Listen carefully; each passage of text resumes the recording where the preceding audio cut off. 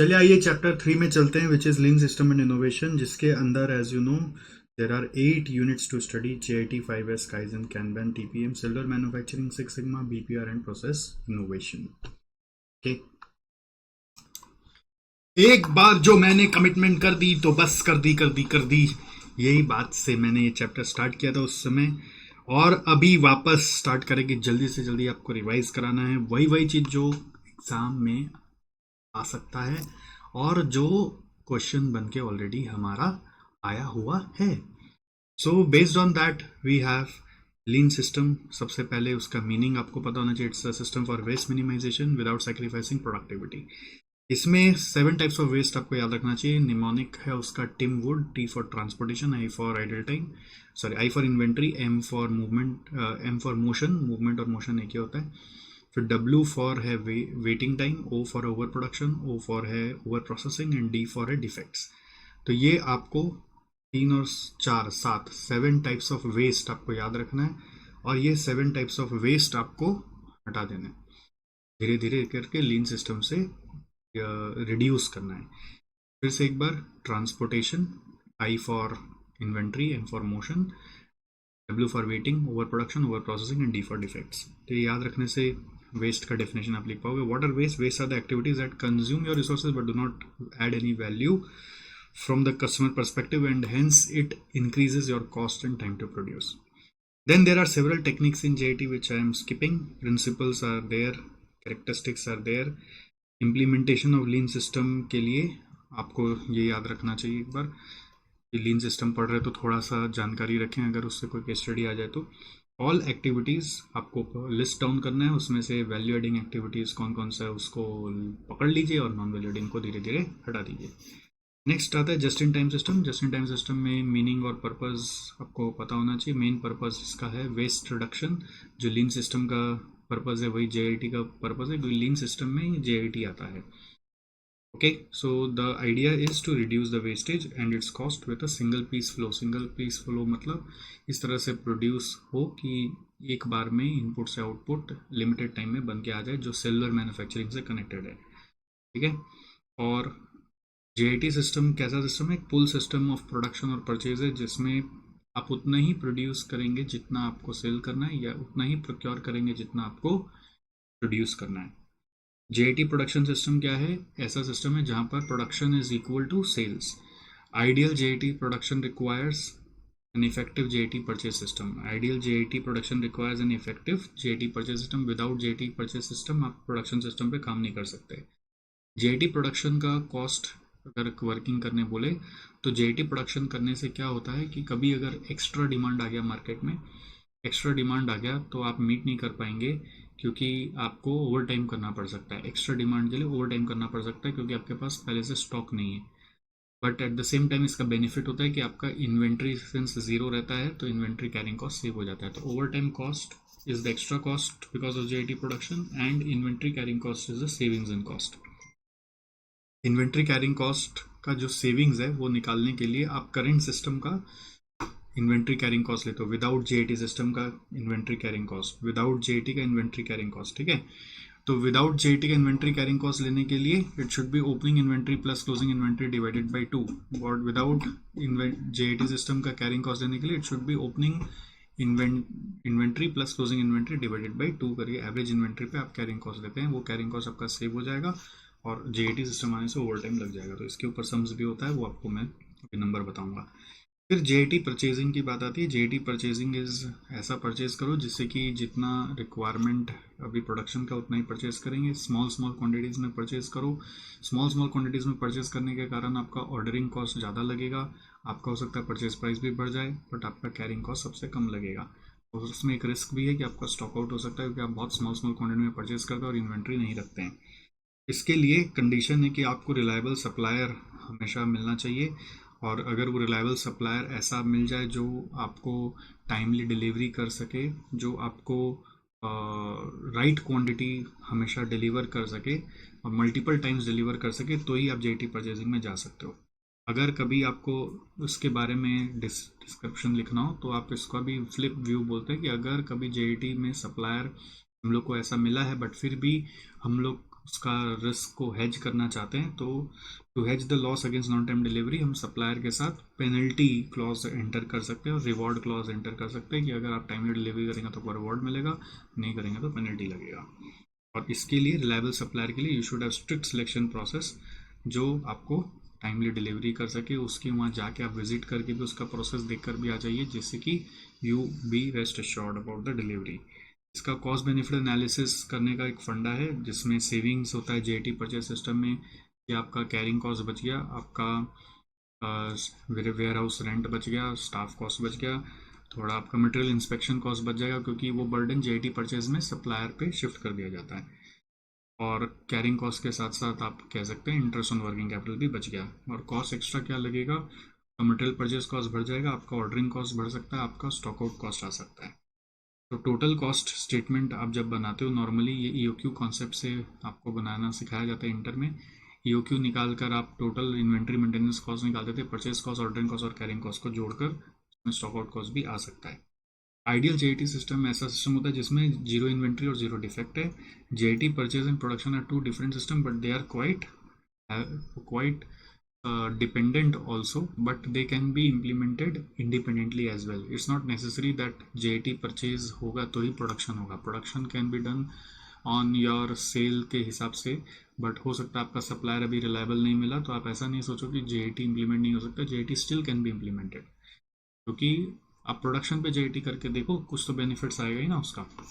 ठीक है, तो इतनी बातों पर कुछ क्वेश्चंस का लिस्ट मैं आपको दे रहा हूँ, वो आप एक बार नोट कर लीजिए। क्वेश्चन नंबर 1 एक केपी लिमिटेड नाम का, क्वेश्चन नंबर 1 केपी लिमिटेड, ये हमारे डीजेबी का सीक्वेंस नंबर है जो आईसीआई मैट से रेफर किया हुआ है, जो जेआईटी प्रोडक्शन का कॉस्ट कंपेयर कर रहा है। जेआईटी प्रोडक्शन कॉस्ट वही ओवर टाइम कॉस्ट और इन्वेंट्री कैरिंग कॉस्ट। फिर क्वेश्चन नंबर 2 है, sorry question number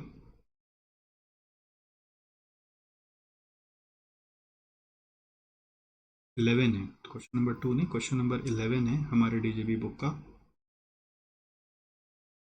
question number 11 है हमारे डीजेबी बुक का, रेवोल्यूशन लिमिटेड नाम से है, जो भी इसी टाइप का सम है। ये आरटीपी में 18 में पूछा गया था। It's the same sum of question number 1, तो 1 कर लिया तो 11 करने का दरकार नहीं है। फिर क्वेश्चन नंबर 14 है पिक्सेल लिमिटेड का, ये नवंबर 19 एग्जाम में आया था। पिक्सेल लिमिटेड का नवंबर 19 एग्जाम में आया था, और इसमें क्या हुआ था कि कॉस्ट गैप पूछा था, कॉस्ट गैप। तो उसमें कॉस्ट गैप के लिए पहले टारगेट कॉस्ट निकालना था, टारगेट कॉस्ट, उसके बाद माइनस करना था current cost. Cost gap is equal to target cost minus current cost. Current cost उसको 2 बार निकालना था, एक बार करेंट सिस्टम में जिसमें आपका इन्वेंट्री कैरिंग कॉस्ट लग रहा है, और एक जेआईटी सिस्टम में। करेंट सिस्टम में इन्वेंट्री कैरिंग कॉस्ट लग रहा है, और एक को निकालना था जेआईटी प्रोडक्शन सिस्टम में जिसमें इन्वेंट्री कैरिंग कॉस्ट हट गया है बट ओवर टाइम कॉस्ट आ गया है। इसमें ओवर टाइम कॉस्ट आ गया है बट इसमें इन्वेंट्री कैरिंग कॉस्ट आ गया है। उससे कॉस्ट पर यूनिट एवरेज को निकाल कर inventory carrying cost, cost per unit का एवरेज आ गया है, और एवरेज कॉस्ट पर यूनिट को टारगेट कॉस्ट से कंपेयर करके डिफरेंस निकाला गया है। ठीक है, this is your question 1, 11 and 14। This 3 question on this concept. मतलब ये जेआईटी प्रोडक्शन के ऊपर है तीनों क्वेश्चन, ये तीनों क्वेश्चन जेआईटी प्रोडक्शन के ऊपर है। उसके बाद 2 क्वेश्चन और मुझे दिखा है, वो है क्वेश्चन नंबर 10, ये अ मैन्युफैक्चरर इज कंसिडरिंग के नाम से, मैन्युफैक्चरर इज कंसिडरिंग करके है आईसीआई मैट में, इज कंसिडरिंग करके आईसीआई मैट में है। सब क्वेश्चन मैं आपको अभी नज़र से निकलवा दूंगा। फिर क्वेश्चन नंबर 16 नंबर है M is a leading company करके, M is a leading company करके, जो वही बोल रहा है कि अगर आपको रिलायबल सप्लायर नहीं मिला जो आपको फ्रीक्वेंट डिलीवरीज दे सके, और उसके बाद डिलीवरीज इन एग्जैक्ट क्वांटिटी आपको अगर नहीं दे सके तो जेआईटी इम्प्लीमेंट नहीं हो सकता। तो जस्ट इस पॉइंट पर आपके पास क्वेश्चन नंबर 16 है, which is question from MTP October 20। और उसके बाद क्वेश्चन नंबर 23 है, ये जेआईटी परचेज का कॉस्ट निकालने के ऊपर है, in the format of EOQ concept के हिसाब से, purchase cost, ordering cost, carrying cost, stock out cost के हिसाब से, एक्स सेल्स MU50 करके है। ये क्वेश्चन आरटीपी मई 21 में आया हुआ, बहुत पुराना क्वेश्चन है ऐसे इंस्टीट्यूट का, बट आरटीपी मई 21 में पूछा गया था। फिर क्वेश्चन 23 के बाद दो क्वेश्चन और है। क्वेश्चन 33 डिलाइट इंजीनियरिंग नाम का केस स्टडी डाइजेस्ट से क्वेश्चन है। बहुत बच्चे केस स्टडी डाइजेस्ट को अभी भी नहीं कर रहे हैं, सीरियसली नहीं ले रहे हैं, बट मेरे को लगता है कुछ कुछ क्वेश्चन उसका कर लेना चाहिए, जैसे ये वाला क्वेश्चन 33 जिसमें जेआईटी परचेज एंड प्रोडक्शन दोनों का एक कंपैरेटिव कैलकुलेशन आपको करना है। जेआईटी परचेज मतलब ये वाला टाइप का स्टेटमेंट, और प्रोडक्शन मतलब वो वाला जो मैंने बोला जिसमें आपका ओवर टाइम लगेगा और कैरिंग कॉस्ट नहीं लगेगा। फिर क्वेश्चन नंबर 34 है। क्वेश्चन नंबर 34 इम्पैक्ट्स इलेक्ट्रॉनिक करके है।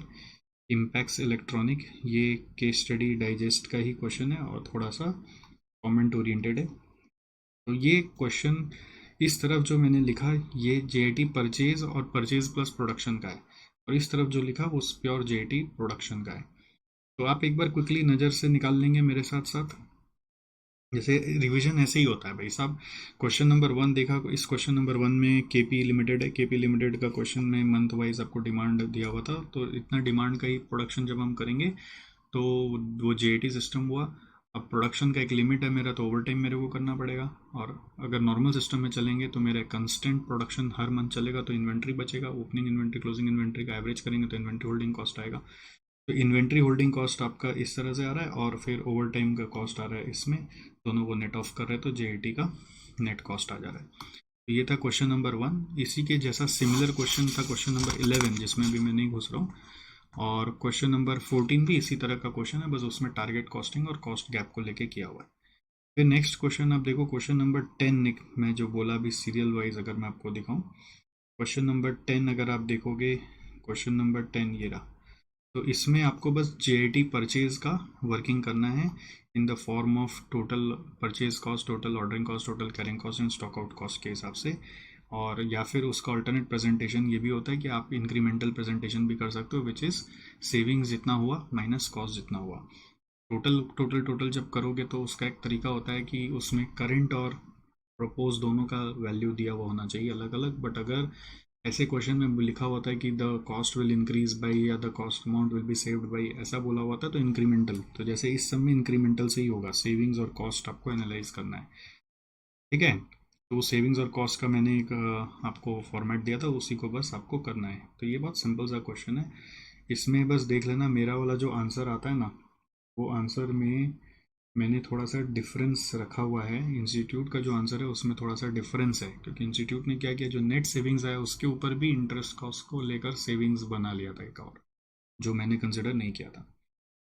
11 नंबर मैंने आपको बता ही दिया, रेवोल्यूशन लिमिटेड का वो सेम आप देखो, जेआईटी परचेज और प्रोडक्शन, सॉरी जेआईटी प्रोडक्शन वाला ओवर टाइम और इन्वेंट्री होल्डिंग कॉस्ट वाला क्वेश्चन है, तो इसमें नहीं जा रहे हैं। फिर आपका क्वेश्चन नंबर 14 था एक, 14 नंबर था देखो ये पिक्सल लिमिटेड का, जिसमें मैंने बोला ना टारगेट कॉस्ट पहले निकालना है, फिर करंट सिस्टम में आपको टोटल कॉस्ट निकालना है जिसमें आपका इन्वेंट्री होल्डिंग कॉस्ट होगा, और उस टोटल कॉस्ट से पर यूनिट कॉस्ट निकालना है, और उसके बाद जेआईटी सिस्टम से आपको कॉस्ट निकालना है जिसमें आपका ओवर टाइम कॉस्ट होगा।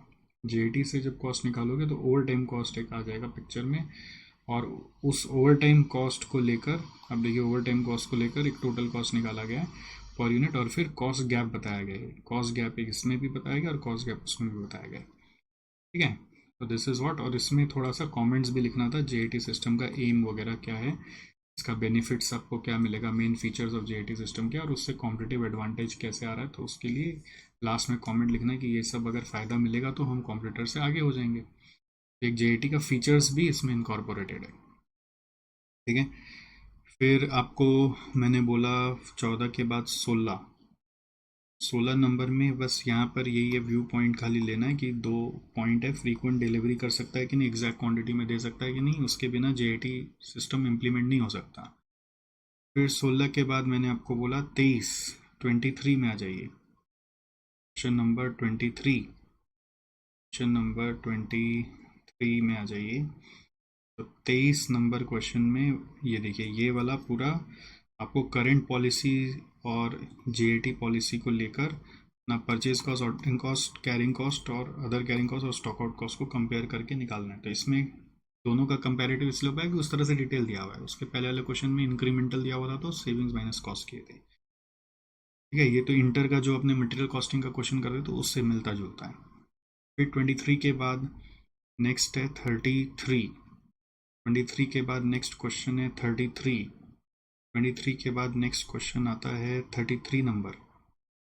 33 नंबर में आ जाइए आप। 33 नंबर में आ जाइए, डिलाइट इंजीनियरिंग सॉल्यूशंस। तो डिलाइट इंजीनियरिंग सॉल्यूशंस जो आपको दिया हुआ है, इसमें जेआईटी परचेज और प्रोडक्शन के बारे में पहले थ्योरी बोल रहा है और फिर cost savings in JIT purchasing, cost savings in JIT production, मतलब एक ही सम में परचेजिंग प्रोडक्शन दोनों पूछ लिया। मेरे को लगता है ये वाला क्वेश्चन आपको एक बार नहीं किया हुआ है तो देख लेना चाहिए, और किया हुआ है तो बस आपको पता चल गया होगा हाँ ये करना है, दैट्स इट। और एक है 34, ये एक जेआईटी का क्वेश्चन है वापस, इम्पैक्ट्स इलेक्ट्रॉनिक लिमिटेड के स्टडी डाइजेस्ट का। इसमें पूछ रहा है थ्योरी की तरह 3 एरियाज बताओ इन विच जेआईटी परचेजिंग में reduce cost and significantly to bring the cost efficiency. Comment whether purchase department of IL should move to JIT purchasing presuming the same annual demand.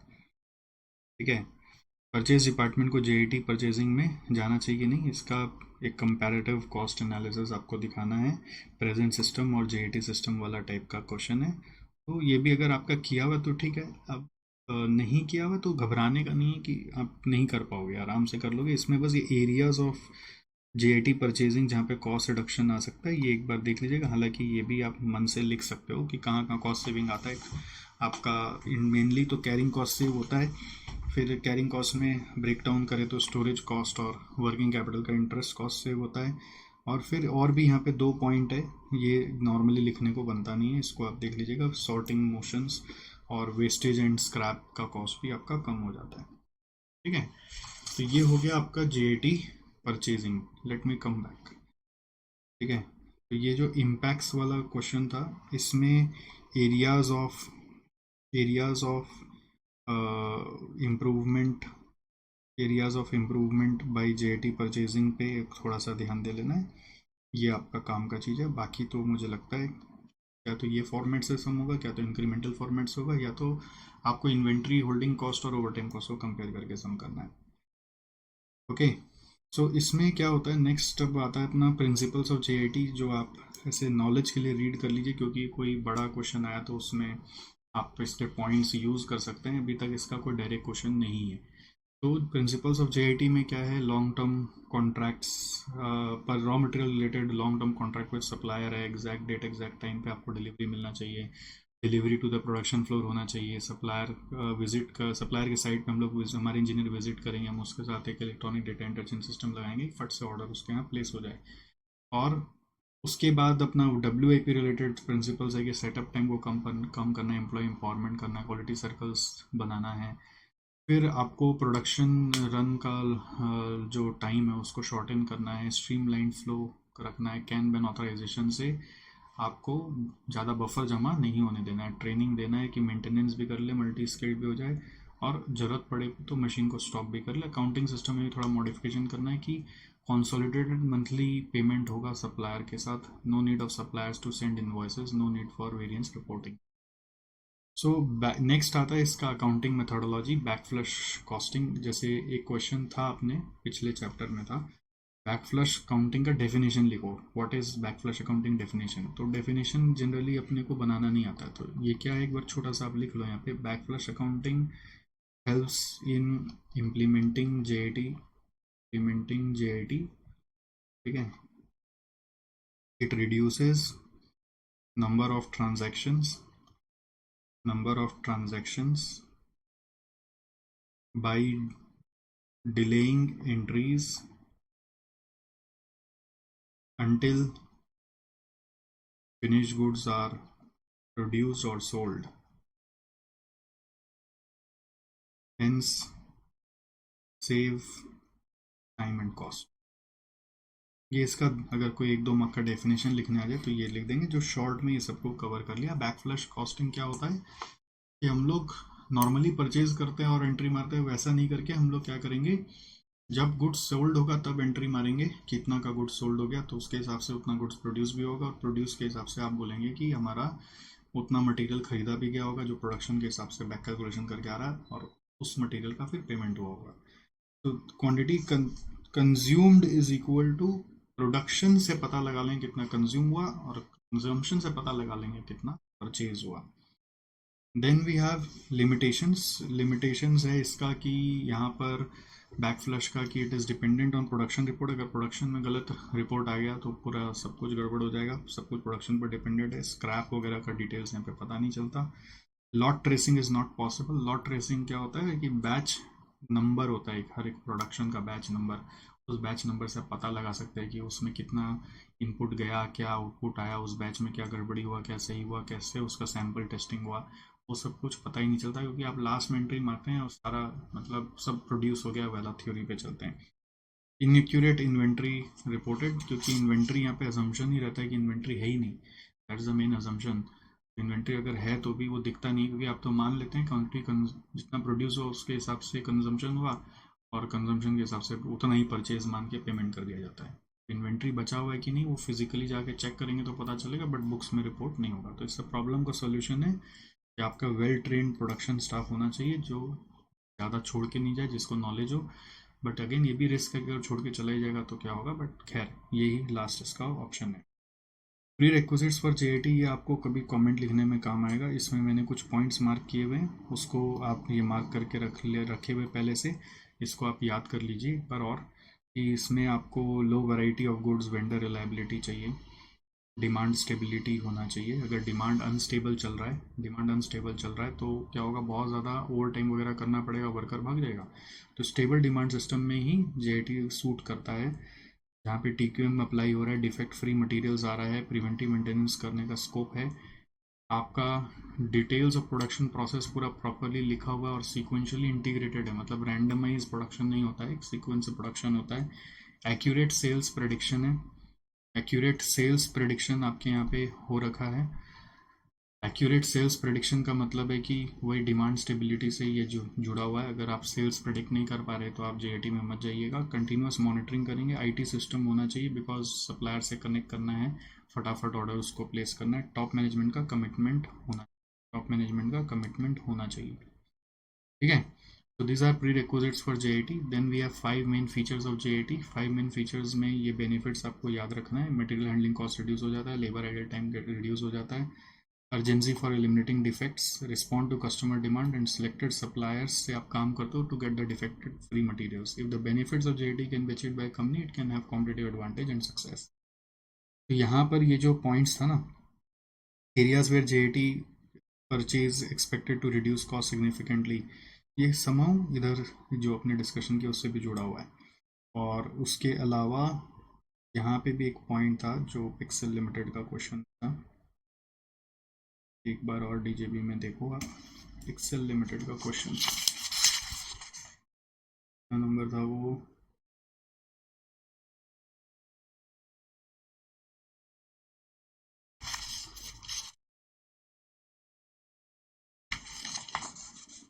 14. Question number 14 में यहाँ पर भी ये जो main features of JIT production system है, ये material handling cost reduce multi skilled worker, minimise defects, reduce setup time, reduce lead time for receiving material, ये points भी आपको याद रखना है. जो आप देखिए यहाँ पे मोटा मोटी मैच हो जाएगा. और ये 5 मेन फीचर्स हैं. ज़रूरी नहीं होता है मेरे हिसाब से कि वही एग्जैक्ट आपको फीचर्स दिखना है, क्योंकि जेआईटी में लिस्ट ऑफ फीचर्स लंबे हैं. तो plus other features from question number 14 भी आप यहाँ पे इंक्लूड कर सकते हैं. फ्रॉम क्वेश्चन नंबर 14 आप कॉमन देख के इंक्लूड कर लीजिए. ऑलराइट. नेक्स्ट आ रहा है impact of JIT on different cost. ये भी अलग से कभी क्वेश्चन बन सकता है. अभी तक तो इसके ऊपर मैंने कोई क्वेश्चन डायरेक्टली नहीं देखा. और इसमें waste cost, overhead cost, product prices और labour cost. Waste cost reduce होगा, overhead cost because of material handling facilities आपको कम चाहिए तो रिड्यूस हो जाएगा. प्रोडक्ट प्राइस आप बेटर क्वालिटी के लिए बेटर मांग सकते हैं, ऑन टाइम डिलीवरी भी कर पा रहे हैं आप. लेबर कॉस्ट आपका रिड्यूस हो जाएगा, reduce motion study and better sorting of reduce materials. तो ये यहाँ पर हम लोग एक 2 पॉइंट बात किए थे ना, ये वाला पॉइंट हम लोग क्वेश्चन नंबर 14 में देखे भी थे. देखिए यहाँ पर ये वाला पॉइंट क्वेश्चन 14 में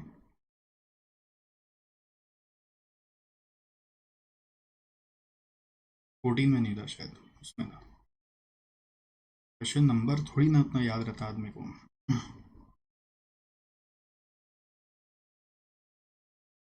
अभी दिखा था हम लोगों को क्वेश्चन 33 34 में ये वाला, ये पॉइंट जो नॉर्मली याद नहीं रहता उसको मैंने यहाँ पे लिखा हुआ है 34 में। तो यहाँ पे रेफरेंस लिख देता हूँ, क्वेश्चन नंबर 34 में ये पॉइंट हम लोग का था। क्वेश्चन 34 जो मैं आपको अभी बोला था, इम्पैक्ट्स इलेक्ट्रॉनिक वाला क्वेश्चन। ठीक है, तो यहाँ पर भी कॉस्ट सेविंग होता है due to motion study reduction and better sorting of materials and equipments. ठीक है, फिर आ रहा है परफॉर्मेंस मेजरमेंट इन जेआईटी। ये सब ऐसे ही पढ़ने का है, measures that are tracked in JIT आप देख लीजिए। फिर नेक्स्ट आता है time analysis under JIT. Time analysis में आपको ये ध्यान रखना है कि मैन्युफैक्चरिंग साइकिल टाइम कैसे निकलता है। मैन्युफैक्चरिंग साइकिल टाइम में value adding time is the manufacturing time and rest all are considered as non-value adding time, that is material receipt time, waiting time and delivery time are considered as non-value adding time. Only the manufacturing time is considered as value adding time and manufacturing cycle time is equal to manufacturing time divided by total time. अब total time कौन सा लेना है, वो आपका एक customer response time होता है, उसको हम लोग ने टोटल माना है। इंस्टीट्यूट ने बहुत बार खाली टोटल वेटिंग टाइम और मैन्युफैक्चरिंग टाइम को माना है, बट मेजॉरिटी सम्स जो हम लोग सॉल्व किए उसमें टोटल टाइम ये चारों को ले लिए हैं। और manufacturing time is considered, manufacturing time जो है that is considered as value adding time. तो आप ये समझ सकते हैं कि जो मैन्युफैक्चरिंग टाइम है, अब देखिए यहाँ पर उसमें अगर वही वैल्यू एडिंग टाइम है तो डिवाइड करना आपको मैन्युफैक्चरिंग साइकिल टाइम से to get the total cycle efficiency। और साइकिल टाइम क्या होगा, cycle time is total time, value adding time plus non value adding time. ठीक है, तो मैन्युफैक्चरिंग लीड टाइम अगर आपसे पूछे या साइकिल टाइम अगर आपसे पूछे तो उसमें सारा तरह का टाइम हम लोग जोड़ देते हैं, waiting time, setup time, movement time, process time, inspection time, all time including non value adding and value adding, all time जोड़ देते हैं तो ये आता है। ठीक है, मैन्युफैक्चरिंग लीड टाइम और साइकिल टाइम जब अपने निकाल रहे हैं तो सारा टाइम जोड़ देंगे, value added plus non value added. अब इसमें अलग अलग कैटेगराइजेशन बनाया हुआ है कि कस्टमर रिस्पॉन्स टाइम पूछ रहा है तो शुरू से लास्ट तक, अगर खाली मैन्युफैक्चरिंग साइकिल टाइम पूछ रहा है तो it should be waiting time plus manufacturing time. But हमने देखा है सम्स में मैन्युफैक्चरिंग साइकिल टाइम जब जब पूछ रहे हैं तो हम लोग वो शुरुआत का टाइम और लास्ट का टाइम भी सब जोड़ ही लेते हैं, तो waiting time, setup time, movement time, process time, inspection time सब जोड़ लेते हैं तो साइकिल टाइम आता है। इसमें से खाली यही वैल्यू एडिंग है, तो value adding by total time करने से मैन्युफैक्चरिंग साइकिल की एफिशिएंसी आती है। Under JIT system process time is only considered as value adding time, rest all are non value adding. Non value adding should be gradually eliminated except those that are of strategic nature. All non-value adding time cannot be eliminated because that may affect your long-term goals of the organization. ठीक है, तो manufacturing cycle के ऊपर काफ़ी सारे questions आपको मिलेंगे, कभी नॉर्मल कैलकुलेशन का, कभी बैक कैलकुलेशन का, उसका मैं लिस्ट आपको बता दे रहा हूँ। एक है क्वेश्चन नंबर 7 जो हमारे मैट में है, क्वींसटाउन फर्नीचर के नाम से, क्वींसटाउन फर्नीचर जो आईसीआई मैट में आपको मिल जाएगा। आप खाली ये सब नाम से सर्च करोगे ऐसे मैट में आपको दिख जाएगा, क्वींसटाउन फर्नीचर। दूसरा क्वेश्चन है क्वेश्चन नंबर 13, वो है पियर्सन मेटल के नाम से, Pearson metal and motor works के नाम से है, Pearson metal and motor works के नाम से है। ये आरटीपी May 20 का क्वेश्चन है, हो सकता है आपके लेटेस्ट इंस्टीट्यूट मैट में भी हो। इसमें आपको एक नया चीज़ सिखाया गया था, तख्त टाइम क्या होता है और मैन्युफैक्चरिंग साइकिल एफिशिएंसी को कैसे निकालना है। तो तख्त टाइम थ्योरी के लिए मैंने यहाँ पे दिया हुआ, आप देख सकते हैं, Pearson metal and motor works, खाली पियर्सन लिख देते हैं। सो ये आईसीआई मैट का क्वेश्चन है, ये पियर्सन वाला आरटीपी May 20 का क्वेश्चन है ऐसे, बट आपके आईसीआई मैट में भी आपको मिल सकता है। तख्त टाइम क्या होता है, तख्त टाइम होता है कि आपको कस्टमर का डिमांड फुलफिल करने के लिए अपना प्रोडक्ट कितना देर में बना लेना है। तो अगर customer wants 10 units per week और आपके पास 40 आवर वीक है, आप काम करते हो, तो आपको एक यूनिट बनाना होगा 4 घंटे में, 4 our is the Takht time. This is the concept of Takht time कि आपको अपना प्रोडक्शन कितना देर में कर लेना है। तो normally none of the machines and all can actually work at this efficiency कि जितना कस्टमर चाह रहा है उसके लिए एग्जैक्ट टाइम पर यूनिट हम फॉलो कर पाएँ, इसलिए आपको ये तक टाइम को थोड़ा सा बढ़ा लेना चाहिए, ठीक है। थोड़ा सा allowances for down time losses वगैरह कर लेना चाहिए, उसके बारे में यहाँ पे लिखा हुआ है। और उसको तक टाइम को हैंडल करने के लिए आप हेजुनका नाम का एक जापानीज प्रोसेस है उसको फॉलो कर सकते हैं। अभी बस यही समझो, हेजुनका यूज़ कर सकते हैं। इससे बेसिकली कस्टमर का डिमांड लेवलिंग होता है और प्रोडक्शन लेवलिंग होता है। मतलब एक इंटरनल में होता है, एक एक्सटर्नल में होता है कि कस्टमर ज़्यादा डिमांड ही ना करे, एक यूनिफॉर्म डिमांड मेंटेन करे। और एक होता है कि हम लोग अपना इंटरनल प्रोडक्शन भी एक रेगुलर लेवल पे मेंटेन करें। तो एक इंटरनल एक एक्सटर्नल होता है जिसको हेजुनका नाम से जापानीज लोग बुलाते हैं। क्वेश्चन 13 के बाद आ रहा है क्वेश्चन 22। क्वेश्चन नंबर 22 में ग्लेन इलेक्ट्रॉनिक्स नाम का एक क्वेश्चन है जो आरटीपी मई 21 में आया था, आप उसको भी देखेंगे। ग्लेन इलेक्ट्रॉनिक्स आरटीपी मई 21 में आया था। फिर है क्वेश्चन 32, ये माइक्रोलाइट लिमिटेड करके क्वेश्चन है। माइक्रोलाइट लिमिटेड, ये केस स्टडी डाइजेस्ट में आया था, जिसमें सेलर मैन्युफैक्चरिंग के बारे में थोड़ा सा पूछा था और फिर साइकिल टाइम एफिशिएंसी के बारे में पूछा था, एमसीई मैन्युफैक्चरिंग साइकिल एफिशिएंसी के बारे में, ठीक है। तो this is all about manufacturing cycle efficiency. आप इन क्वेश्चंस को जाके देखिए, बहुत इजी क्वेश्चंस हैं, इसमें कुछ भी मगजमारी नहीं है। मतलब आपको सिंपल सिंपल बस प्रोसेस टाइम और ये मैन्युफैक्चरिंग टाइम को पकड़ना है जो वैल्यू एडिंग टाइम है, और बाकी सारा टाइम को जोड़ देना है, वो हो जाता है total cycle time. This by this करके एफिशिएंसी आता है। अब एफिशिएंसी दिया तो बैक कैलकुलेशन करके जो जो पूछा है वो भी निकाला जा सकता है, ठीक है। नेक्स्ट आ रहा है 5S। 5S का फुल फॉर्म आपको पता होना चाहिए। S फॉर पहला S है सीरी। सीरी इज सॉर्टिंग। सॉर्टिंग मतलब जो भी चीज़ आपके यहाँ पे वर्क प्लेस पे रहता है उसमें से अननेसेसरी थिंग्स, ऑब्स्टेकल्स को हटा दीजिए, जिससे जो चीज़ बचे वो काम का चीज़ बचे। सेकंड नंबर है सिटोन। सिटोन मतलब set in order. Set in order का मतलब है कि आप उसमें से जो ज़्यादा काम में आता है उसको सामने में रखिए, जो काम में नहीं आता है उसको पीछे में रखिए। तीसरा है शाइन। शाइन माने सीसो। सीसो सीसो सीसो को शाइन करो। तो शाइन माने चमका के रखो, क्लीन करके रखो, नीट रखो। फोर्थ है सिकेत्सु, यानी कि स्टैंडर्डाइज। स्टैंडर्डाइज करो मतलब जो भी बेस्ट प्रैक्टिस है उसको ही फॉलो करो। जो सिस्टम सब जगह चल रहा होता है या फिर जो भी सिस्टम आप बनाते हो वो हर जगह फॉलो करना है। बेस्ट प्रैक्टिस बना के हर जगह फॉलो करना, हर डिपार्टमेंट में, पूरे ऑर्गेनाइजेशन में, या इंडस्ट्री लेवल पे कुछ चल रहा है तो वो। फिर उसके बाद आ रहा है शित्सुके, यानी कि सस्टेन करो। सस्टेन करो मतलब ये चीज़ जो है उसको फॉलो करना है कंटिन्यूसली, उसके लिए पीरियोडिक ऑडिट्स, मॉनिटरिंग, ट्रेनिंग का जरूरत है। और लास्ट 6th एस हो सकता है सेफ्टी, जिसके ऊपर जापानीज वर्ड नहीं है अपने पास, बट वो भी हो सकता है।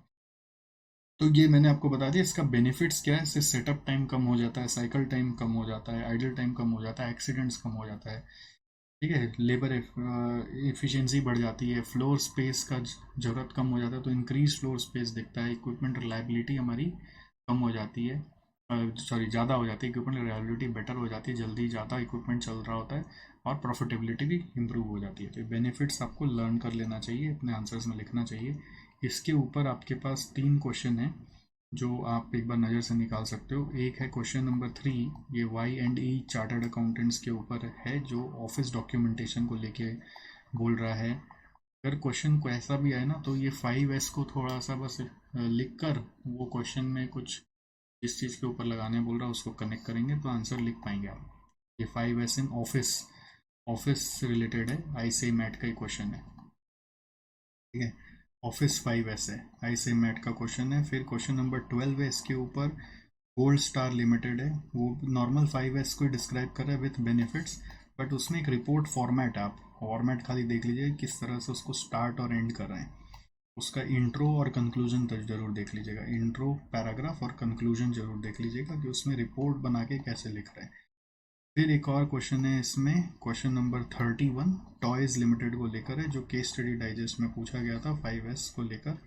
कि टॉयज का किट्स को लेकर हम लोग को थोड़ा समस्या हो रहा है, पैकिंग वैकिंग में कंप्लेंट्स आ रहा है, तो 5S से हम कैसे वो प्रॉब्लम को सॉर्ट आउट कर सकते हैं। तो 5S एक्सप्लेन करते हुए उसमें देख लेना कि बस सॉर्टिंग में कैसे लिंक किया हुआ है, सेट इन ऑर्डर में क्या लिंक किया हुआ है, एक बार बस वो नज़र से निकाल देना।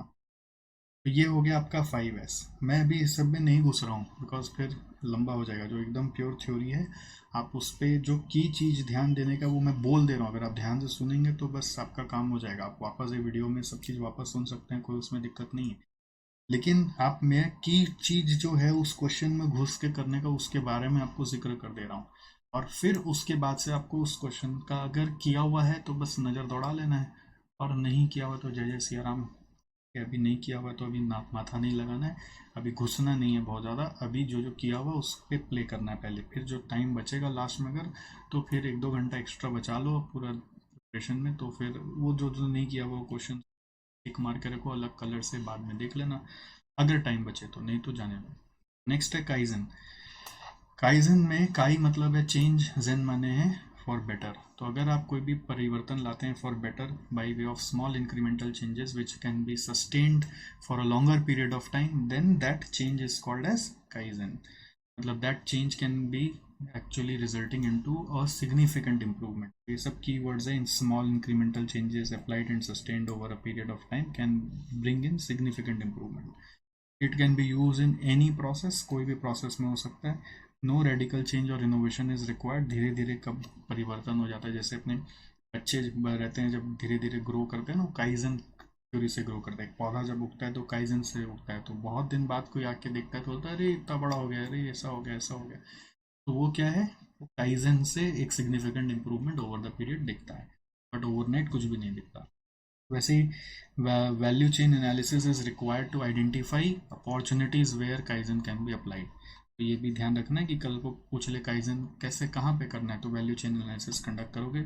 You can ask this questions to suggest where improvement can be brought.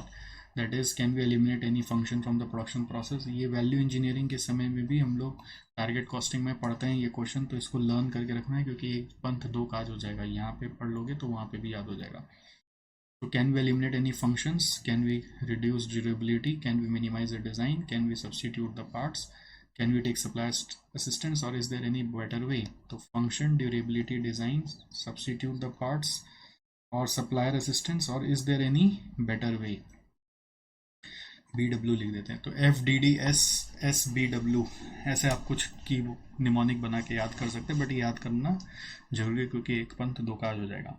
Kaizen के प्रिंसिपल्स है कि ग्रेजुअल इम्प्रूवमेंट्स आपको करते करते एग्जिस्टिंग सिचुएशन में एक कॉस्ट भी लगता है थोड़ा सा, बट यूजुअली आपको significant benefit over the period ही मिलता है। दूसरा प्रिंसिपल है कि यहाँ पे हम लोग डिसीजन मेकिंग इंडिविजुअली नहीं करते हैं, मिल के करते हैं, और there is no limit to the improvement that can be brought from kaizen. Setting small and frequent standards are very important. So lengthy standards या फिर लॉन्गा समय तक पीरियड तक सेट किया हुआ स्टैंडर्ड, या फिर कोई ऐसा स्टैंडर्ड जो बहुत बड़ा बड़ा टाइम लेगा एग्जीक्यूट करने में, वैसा काइजन में काम नहीं होता। यहाँ पे वेस्ट एलिमिनेट करते हैं, सिस्टम इम्प्रूव करते हैं, प्रोडक्टिविटी के ऊपर ध्यान देते हैं। ये सारे एम्प्लॉयज़ और हर एरियाज ऑफ बिजनेस को लेके चलता है, और हर एक का रोल्स एंड रिस्पॉन्सिबिलिटीज़ को भी क्लियर कर देता है। तो जैसे कभी कोई क्वेश्चन आ जाता है जिसमें बोल दे कि भाई kaizen can actually take away the roles और confuse the employees in their roles, ऐसा नहीं है। कि एक्चुअली क्या होता है ना, यहाँ पे काम बांट दिया जाता है, तुम इसके बारे में सोचोगे, तुम उसके बारे में सोचोगे, तुम ये वाला चीज़ के बारे में सोचोगे, तो और बेटर रोल्स एंड रिस्पॉन्सिबिलिटीज यहाँ पे डिफाइन किया जाता है। फिर काइजन वर्सेस स्टैंडर्ड, ये आपका इसके ऊपर अलग से क्वेश्चन आया हुआ एग्जाम में। तो स्टैंडर्ड कॉस्टिंग का फोकस कॉस्ट कंट्रोल पे है, काइजन का फोकस कॉस्ट रिडक्शन पर है। स्टैंडर्ड कॉस्टिंग का स्टैंडर्ड जो होता है लॉन्ग टर्म चलता है और स्टेबल रहता है, स्टैंडर्ड को बदलते नहीं है। काइजन हर समय स्टैंडर्ड को चैलेंज कर करके रिड्यूस करता है। स्टैंडर्ड कॉस्टिंग में स्टैंडर्ड टॉप मैनेजमेंट सेट कर देता है, बट काइजन में पार्टिसिपेटिव अप्रोच चलता है। काइजन में पार्टिसिपेटिव अप्रोच चलता है, ठीक है। तो यूजिंग ऑल दीज हम लोग के पास नेक्स्ट है फिर बेनिफिट्स ऑफ काइजन। काइजन का बेनिफिट्स है वेस्ट रिडक्शन करना, एफिशिएंसी इंप्रूव करना, टीम वर्क एनहांस करता है, प्रॉफिटेबिलिटी बढ़ाता है, डिफेक्ट्स आपका कम करता है, हायर कस्टमर सेटिस्फैक्शन वो लाता है। तो इसमें से 2-3 वर्ड आप याद कर लो। वेस्ट रिडक्शन तो क्या ना जे लीन सिस्टम का कोई भी टेक्निक में आप बोल सकते हो। एफिशिएंसी इंप्रूवमेंट भी लीन सिस्टम का कोई भी जगह पे आप बोल सकते हो। टीम वर्क एक पॉइंट अच्छा आप बोल सकते हो, काइजन में सब मिलके चलते बोलकर यहाँ पर है। फिर इम्पैक्ट ऑन एम्प्लॉय मैनेजमेंट क्या होता है, एम्प्लॉय रोल्स बेटर हो जाते हैं यहाँ पर। एम्प्लॉय एटीट्यूड आपका आपको बदलना पड़ेगा, मतलब जब आप काइजन इम्प्रूव करेंगे उनको मोटिवेशन देना पड़ेगा, रिवॉर्ड और रिकग्निशन भी देना पड़ेगा। एंड चेंजेस इन कल्चर आपको क्या लाना पड़ेगा कि आपको बोलना पड़ेगा अपने एम्प्लॉय को कि आप डिसीजन लो, आप आगे बढ़ो, एम्पावर्ड हो, आपको सब चीज़ पूछने का दरकार नहीं है, you take a call and then execute. और एम्प्लॉय रोल्स मतलब you become a solution provider, not just a staff, not just an executionist बोल सकते हो। एग्जीक्यूशन करने वाला आदमी नहीं हो, आप प्रॉब्लम को सॉल्व करने के लिए सोचो। बस हर चीज़ पूछने मत आओ कि इसका क्या करे इसका क्या करे, ये सोचो कि आप कैसे सॉल्यूशन प्रोवाइड कर सकते हो। तो इसके ऊपर काइजन के ऊपर हमारे पास 3 क्वेश्चन है। काइजन के ऊपर हमारे पास 3 क्वेश्चन है। एक क्वेश्चन है क्वेश्चन नंबर 8 जो जेन लिमिटेड का है, आईसी मैट का केस स्टडी का एक क्वेश्चन है। ठीक है, उसमें जैसे एक इंटरेस्टिंग चीज़ है कि एग्जांपल्स देने की काइजन कहाँ कहाँ पर लाया जा सकता है। इम्प्रूव मतलब कुछ सिनेरियोज बताइए जिसमें काइजन इम्प्लीमेंट कर सकता है। जैसे अननेसेसरी मूवमेंट, जैसे हम लोग तो लिख देना वैल्यू चेन एनालिसिस आप करो। दूसरा हमने लिख दिया कि आप क्वेश्चंस आस्क करो, can you eliminate function, can you eliminate design, can you eliminate durability. तो उसके जगह और भी पॉइंट्स है, unnecessary movement of material and main आप रिड्यूस करो तो काइजन आएगा, मतलब रिजल्ट बेटर होगा, मटेरियल एंड मेन। फिर अनवांटेड पार्ट के ऊपर तो हम लोग उसमें भी क्वेश्चंस में भी बात कर लिए थे, अनवांटेड पार्ट्स। फिर डिफेक्ट्स, डिफेक्ट्स को कम करो, उससे टाइम कम होता है, वेटिंग टाइम को कम करो। These are some of the example where you can focus to bring kaizen. ये किस क्वेश्चन 8 में आपको हाईलाइट करना है। तो आप जब आंसर उसका नज़र से निकालेंगे तो ये पॉइंट्स के ऊपर नज़र निकाल लीजिएगा। ठीक है, क्वेश्चन नंबर 8 इसके ऊपर है। क्वेश्चन नंबर 8 में वो प्रिंसिपल्स के बारे में भी बात हो रहा है। फिर आपका क्वेश्चन नंबर 2 है एक हमारे मैट में डीजेबी बुक में, question number 2 M India limited करके है, ऑटोमोबाइल वाला, एम इंडिया लिमिटेड ऑटोमोबाइल, जिसमें काइजन वर्सेस स्टैंडर्ड के बारे में पूछ रहा है। काइजन वर्सेस स्टैंडर्ड, ठीक है, काइजन वर्सेस स्टैंडर्ड। तो वो आपको ध्यान ही आ गया होगा, एक ही क्वेश्चन था वैसा, और आईसे मैट में वो क्वेश्चन आपको मिल जाएगा। और एक क्वेश्चन है आपका question number 30 which is A1 automobile manufacturer, A1 automobile is a manufacturer. And इसको भी case study digest, case study digest से आप रिलेट करके देख सकते हैं। ठीक है, ये 3 क्वेश्चन हैं जो काइजन से जुड़ा हुआ है, जिसके ऊपर नज़र मारना है। जैसे आप फटाफट देख लीजिए मेरे नज़र से भी एक बार, इतना देर ही तो लगता है, अगर किया हुआ है तो टाइम नहीं लगता है, नहीं पढ़ा हुआ है तो अभी बैठ के पढ़ने का कोई मतलब बनता भी नहीं है, वो फिर आप खाली कॉन्सेप्ट सुनो और फिर एग्ज़ाम में खेलो। क्वेश्चन नंबर 2, ये देखिए क्वेश्चन 2, ये काइजन वर्सेस स्टैंडर्ड का डिफरेंस के ऊपर है, राइट। इसमें 3 बात है, वो कॉस्ट कंट्रोल पे, पीरियोडिसिटी ऑफ स्टैंडर्ड पर है, और वो टॉप मैनेजमेंट से डिसाइड होता है, और यहाँ पे सारे एम्प्लॉयज़ को इन्वॉल्व करते हैं, बस उसी को डिस्क्राइब करना है। क्वेश्चन 2 के बाद क्वेश्चन नंबर 8, क्वेश्चन नंबर 8 देखो जेन लिमिटेड का क्वेश्चन है, जिसमें what is CO referring to में बोल रहा है काइजन, और following are the key features of kaizen, focus on eliminating waste, small changes, involve workers, value chain analysis to identify opportunities. जो जो अपने व्हाट इज काइजन पढ़ा था वो लिख देंगे। से कोई चीज़ का फीचर्स लिखना है तो नहीं याद आ रहा है तो क्या करेंगे, डेफिनेशन कोई तोड़ तोड़ के जितना याद आता है उसका मीनिंग, डेफिनेशन उसके बारे में वही लिख देंगे। और फिर आपका यहाँ पर था इम्प्लीमेंटेशन ऑफ काइजन में क्या क्या बेनिफिट आएगा, वो एग्जांपल्स जो था वो मैं यहाँ पे बोल रहा था। बेनिफिट्स ऑफ काइजन आपको यहाँ पे दिया हुआ है, तो आपको मैंने बताया था बेनिफिट्स भी आपको याद करना है। ठीक है, और क्वेश्चंस जो था ना काइजन के क्वेश्चंस जो वैल्यू इंजीनियरिंग वाले, वो यहाँ पे दिया हुआ है। तो ऐसे पार्ट्स पार्ट्स में देखोगे तो आंसर आपको इजी लगेगा। और उसके बाद एप्लीकेशन के बारे में बोल रहे हैं जो केस स्टडी ओरिएंटेड है, केस स्टडी से कनेक्ट करके और क्या क्या वहाँ पे वो लोग कर सकते हैं, क्वेश्चन के स्पेसिफिक होता है, वो क्वेश्चन पढ़ के ही समझ में आएगा। ठीक है, अगर आपको पढ़ा हुआ है तो आपको ध्यान आ गया होगा कि इस क्वेश्चन में क्या क्या था। फिर आता है last question number 30। Question number 30 एक बार आप देख लीजिए मेरे नज़र से।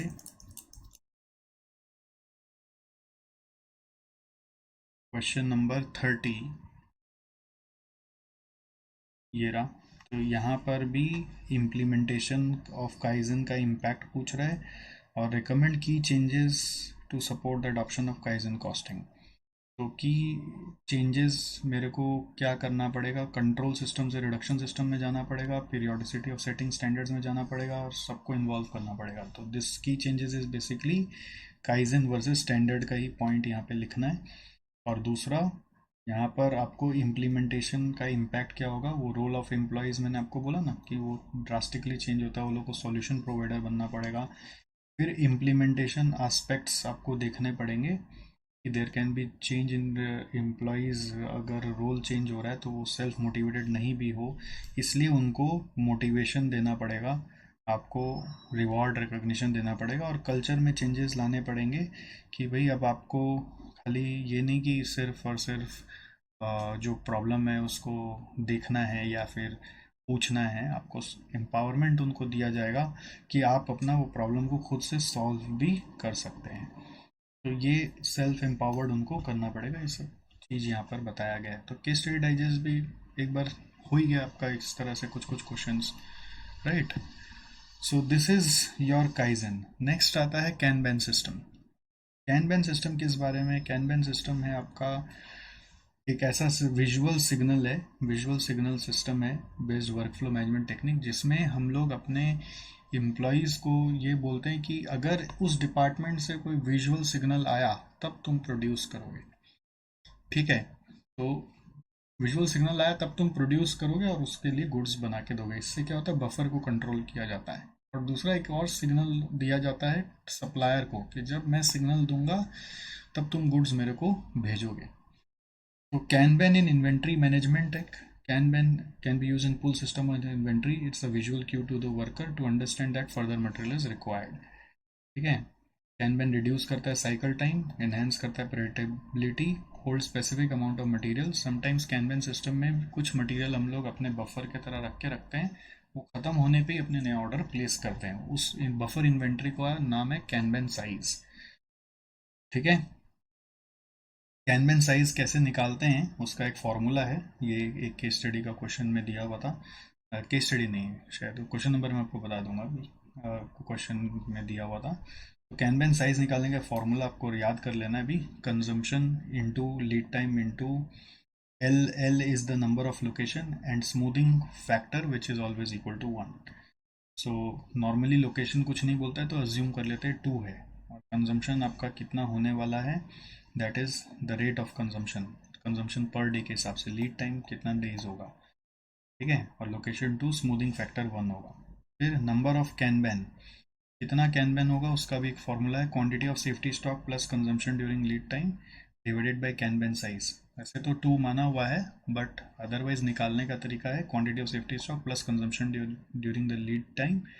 लीड टाइम कंजम्पशन मतलब हो गया C into lead time and divide by करना है कैनबैन साइज। कैनबैन साइज आपको क्वेश्चन में दिया हुआ भी हो सकता है या कैनबैन साइज आप यहाँ से निकाल सकते हैं, ठीक है। फिर फैक्टर्स फॉर कैनबैन में kanban try to smoothen the workflow process by visualise the workflow of work, reduce WIP। Main kanban का पर्पस यही होता है, बीच में जो इन्वेंट्रीज जमा होते हैं उसको कम करना यानी WIP रिड्यूस करना, managing process, making process policies explicit, incorporate feedback and using scientific techniques. बहुत टेक्निकल है वर्ड बट आपको कितना याद रहता है उसमें, रिड्यूसिंग WIP तो जरूर याद रख लेना, visualise the flow of work, ये 2-3 पॉइंट याद रखो जो इजी लगे। In order to do so while applying Kanban, we need to consider following factors. Will supplier ready to supply the material? Supplier से चेक करना पड़ेगा Kanban को implement करने के पहले, प्री रिक्विजिट्स है ना कि supplier ready है कि नहीं। फिर क्या supplier हम लोग के साथ participate करेगा full system में, और हम लोग के लिए कैनबैन अपने पास भी होल्ड करेगा, क्योंकि कैनबैन प्रोग्राम में क्या होता है कि हमारा मटेरियल जैसे ही खत्म होगा हमको सप्लायर से तुरंत मटेरियल चाहिए, तो सप्लायर को अपने पास भी कुछ इन्वेंट्री रखना पड़ेगा। हम लोग अपने पास भी रखते हैं, सप्लायर के पास को भी, सप्लायर को भी बोलते हैं आप भी एक कंटेनर बना के रखिए, जैसे ही मेरा खत्म होगा मैं आपसे मंगवा लूँगा, आप मेरा खाली ले जाइएगा भर्ती ले जाइएगा। कई बार होता है कि हम अपने पास कुछ भी नहीं रखते हैं और जैसे ही खत्म होगा ऐसे ही सप्लायर को बोलेंगे तुम दे के आओ, तो इन्वेंट्री सप्लायर को रखना पड़ेगा। Will supplier agree to supply at the point of use, जो नॉर्मल JIT सिस्टम का कंडीशन है ना सप्लायर के साथ वही है। Is the consumption pattern significant, having significant variation, क्योंकि वेरिएशंस होगा तो फिर सप्लायर कैसे आपको कैटर कर पाएगा। What is the requirement regarding handling and storage and contribution margin on sale of product in which material is used? Because this may involve sometimes some extra cost from the supplier, तो contribution margin hefty आ रहा है कि नहीं वो देखना चाहिए. ठीक है, इसी के हिसाब से आप कैनबन साइज भी अपना और सप्लायर का डिसाइड करते हो. Precautions to be taken before kanban system is visual cue training. Visual cue मतलब होता है क्लू, कि आपका एम्प्लॉय वो विजुअल क्यू समझ रहा है कि नहीं. फिर वो मतलब रेड का मतलब रेड क्या है, ब्लू येलो कर दिया उसका मतलब क्या है, ग्रीन कर दिया उसका मतलब क्या है. Prediction of consumption pattern with assurance. अगर कंजम्पशन पैटर्न प्रेडिक्ट नहीं कर पा रहे तो पूरा जेईटी नहीं लगेगा तो कैनबन कैसे लगेगा. और इंटीग्रेटेड ईआरपी विद सप्लायर्स. तो सप्लायर को नहीं तो पता कैसे चलेगा कि आपका यहाँ पे खत्म हो गया, तो फट से सप्लायर को एक्शन लेना है ना. तो इंटीग्रेटेड ईआरपी बहुत इंपॉर्टेंट है. कैनबन इन सर्विस भी लग सकता है, जिसमें आपको एक बोर्ड बनाना चाहिए जिसमें 3 कैटेगरी में वर्क्स को डाल दो, टू डू, डब्ल्यू वर्क और डन वर्क. जो वर्क टू डू में वो यहाँ पे डल जाएगा और जो डब्ल्यू में चला गया है वो यहाँ पे आ जाएगा, जो डब्ल्यू से हो गया है वो डन में चला जाएगा. इस तरह से आप अपना अभी रिवीजन का भी कैनबन विजुअलाइजेशन बना सकते हैं. एक बोला है हिंदी में हम लोग जेट, एक पूरा जेट बना लीजिए, कितना पढ़ना है, जो चल रहा है वो आपके सामने है और जो हो गया वो इधर रखते जाइए. हाँ, 3 रो बना लीजिए, बेसिकली 3 कॉलम. एक कॉलम में है सारा जो पढ़ने का है, जो उठा लिया वो सामने में है, जो जो एक दो चीज़ को रेफर कर रहा है, और जो हो गया उसको साइड में करते जाइए. इस तरह से कैनबन आप एक डैशबोर्ड टाइप का भी बना सकते हैं अगर इलेक्ट्रॉनिक मीडियम को यूज़ कर रहे हैं तो. ठीक है. तो क्वेश्चन नंबर 29 है कैनबन को लेकर. Surmount cable car. Surmount cable car करके कंपनी है. केस स्टडी डाइजेस्ट का क्वेश्चन है जिसमें कैनबन के बारे में इतना सारा आया था. ठीक है, जो भी अपने पढ़े हैं वो सारा का सारा उस क्वेश्चन में घुसा हुआ है. एक बार आपका धर्म बनता है कि आप बस नज़र से निकाल लें ये रहा, कि हाँ ऐसा था. कैन बैन क्या है, इन्वेंट्री मैनेजमेंट में क्या है, can ban in non manufacturing facilities क्या है, कैन बैन साइज कैसे आ रहा है, नंबर ऑफ कैन बैन कैसे आ रहा है. Size is C into L T into location into smoothing factor. Number of kanban is quantity of safety stock plus consumption during lead time by kanban size.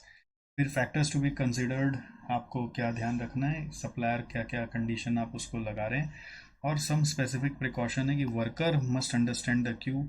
Demand prediction assurance के साथ होना चाहिए, ERP system implemented होना चाहिए. तो ये जो पूरा पढ़े थे वो उस क्वेश्चन को कवर कर लिया. ठीक है. नेक्स्ट आ रहा है TPM. So TPM is about total productive maintenance. TQM से काफ़ी सिमिलर है बट टीपीएम टीक्यूएम का एक हिस्सा है. ठीक है. तो टीपीएम में भी वर्ड टोटल का मतलब है कि all employees from all departments. इसका बेसिक थीम ये है कि मेंटेनेंस का जिम्मेदारी सिर्फ मेंटेनेंस डिपार्टमेंट का नहीं होगा, जो मशीन चला रहा है उन लोग का होगा. इनफैक्ट जितने लोग डिपार्टमेंट में सबका जिम्मेदारी है. तो हम लोग अपने वर्कर्स को ऐसा ट्रेनिंग देना चाहिए जिससे कि वो अपना खुद से मशीन जो चला रहे वो लोग थोड़ा बहुत ऑटोनॉमस मेंटेनेंस करें, मतलब अपने मन से कुछ बोल्ट नट टाइट करते रहें, लुब्रिकेटिंग करते रहें, जिससे कि मेंटेनेंस के ऊपर डिपेंडेंसी कम हो जाए, एज वेल एज आपका मशीन हर समय टॉप वर्किंग कंडीशन पे विदाउट डाउन टाइम ऑपरेट करता रहे. ठीक है. तो that's the philosophy in TPM, और इसमें भी सबको इन्वॉल्व करना है. All even this concept has now extended from machines to processes and employees. के एम्प्लॉयज़ के साथ भी टीपीएम करना चाहिए और प्रोसेसेस के साथ भी करना चाहिए. इसका फीचर्स क्या है कि सारे वर्कर, सारे डिपार्टमेंट ऑटोनोमस, खुद से थोड़ा बहुत मेंटेनेंस, जीरो लॉसेस यानी कि स्टॉपेजेस, डिफेक्ट्स और down times, trouble free machines, training of workers across all the levels. इसका 4 फेजेस है, वो तो ना इंपॉर्टेंट नहीं. 8 पिलर आपको लर्न करना है. 8 पिलर को लर्न करने के लिए एक निमोनिक दिया हुआ है, फेक पोस्ट. एफ फॉर आपका फोकस्ड इम्प्रूवमेंट है, जिसमें आप कोई एक पर्टिकुलर प्रॉब्लम को फोकस्ड वे में सॉल्व करो. ए फॉर ऑटोनोमस मेंटेनेंस है, इसका मतलब कोई डेली रूटीन में जो छोटा मोटा प्रॉब्लम्स आ रहा है वो आप सॉर्ट आउट कर दीजिए. क्यू मतलब है quality maintenance of finish goods, जिससे कि आपको ध्यान रखना है कि डिफेक्ट फ्री प्रोडक्शन करना है. ई फॉर है अर्ली इक्विपमेंट मैनेजमेंट, मतलब ऐसा इक्विपमेंट डिज़ाइन करो जिसमें मेंटेनेंस का नीड ही कम हो. पी फॉर है आपका प्लान्ड मेंटेनेंस, जिसमें आप प्रिवेंटिव मेंटेनेंस जैसे पहले से फिगर आउट करके रखेंगे, इंजीनियर के ऊपर प्रेशर नहीं क्रिएट करेंगे, वो टाइमली आएगा, अपना एक ऑफ टाइम पे मेंटेनेंस करके जाएगा.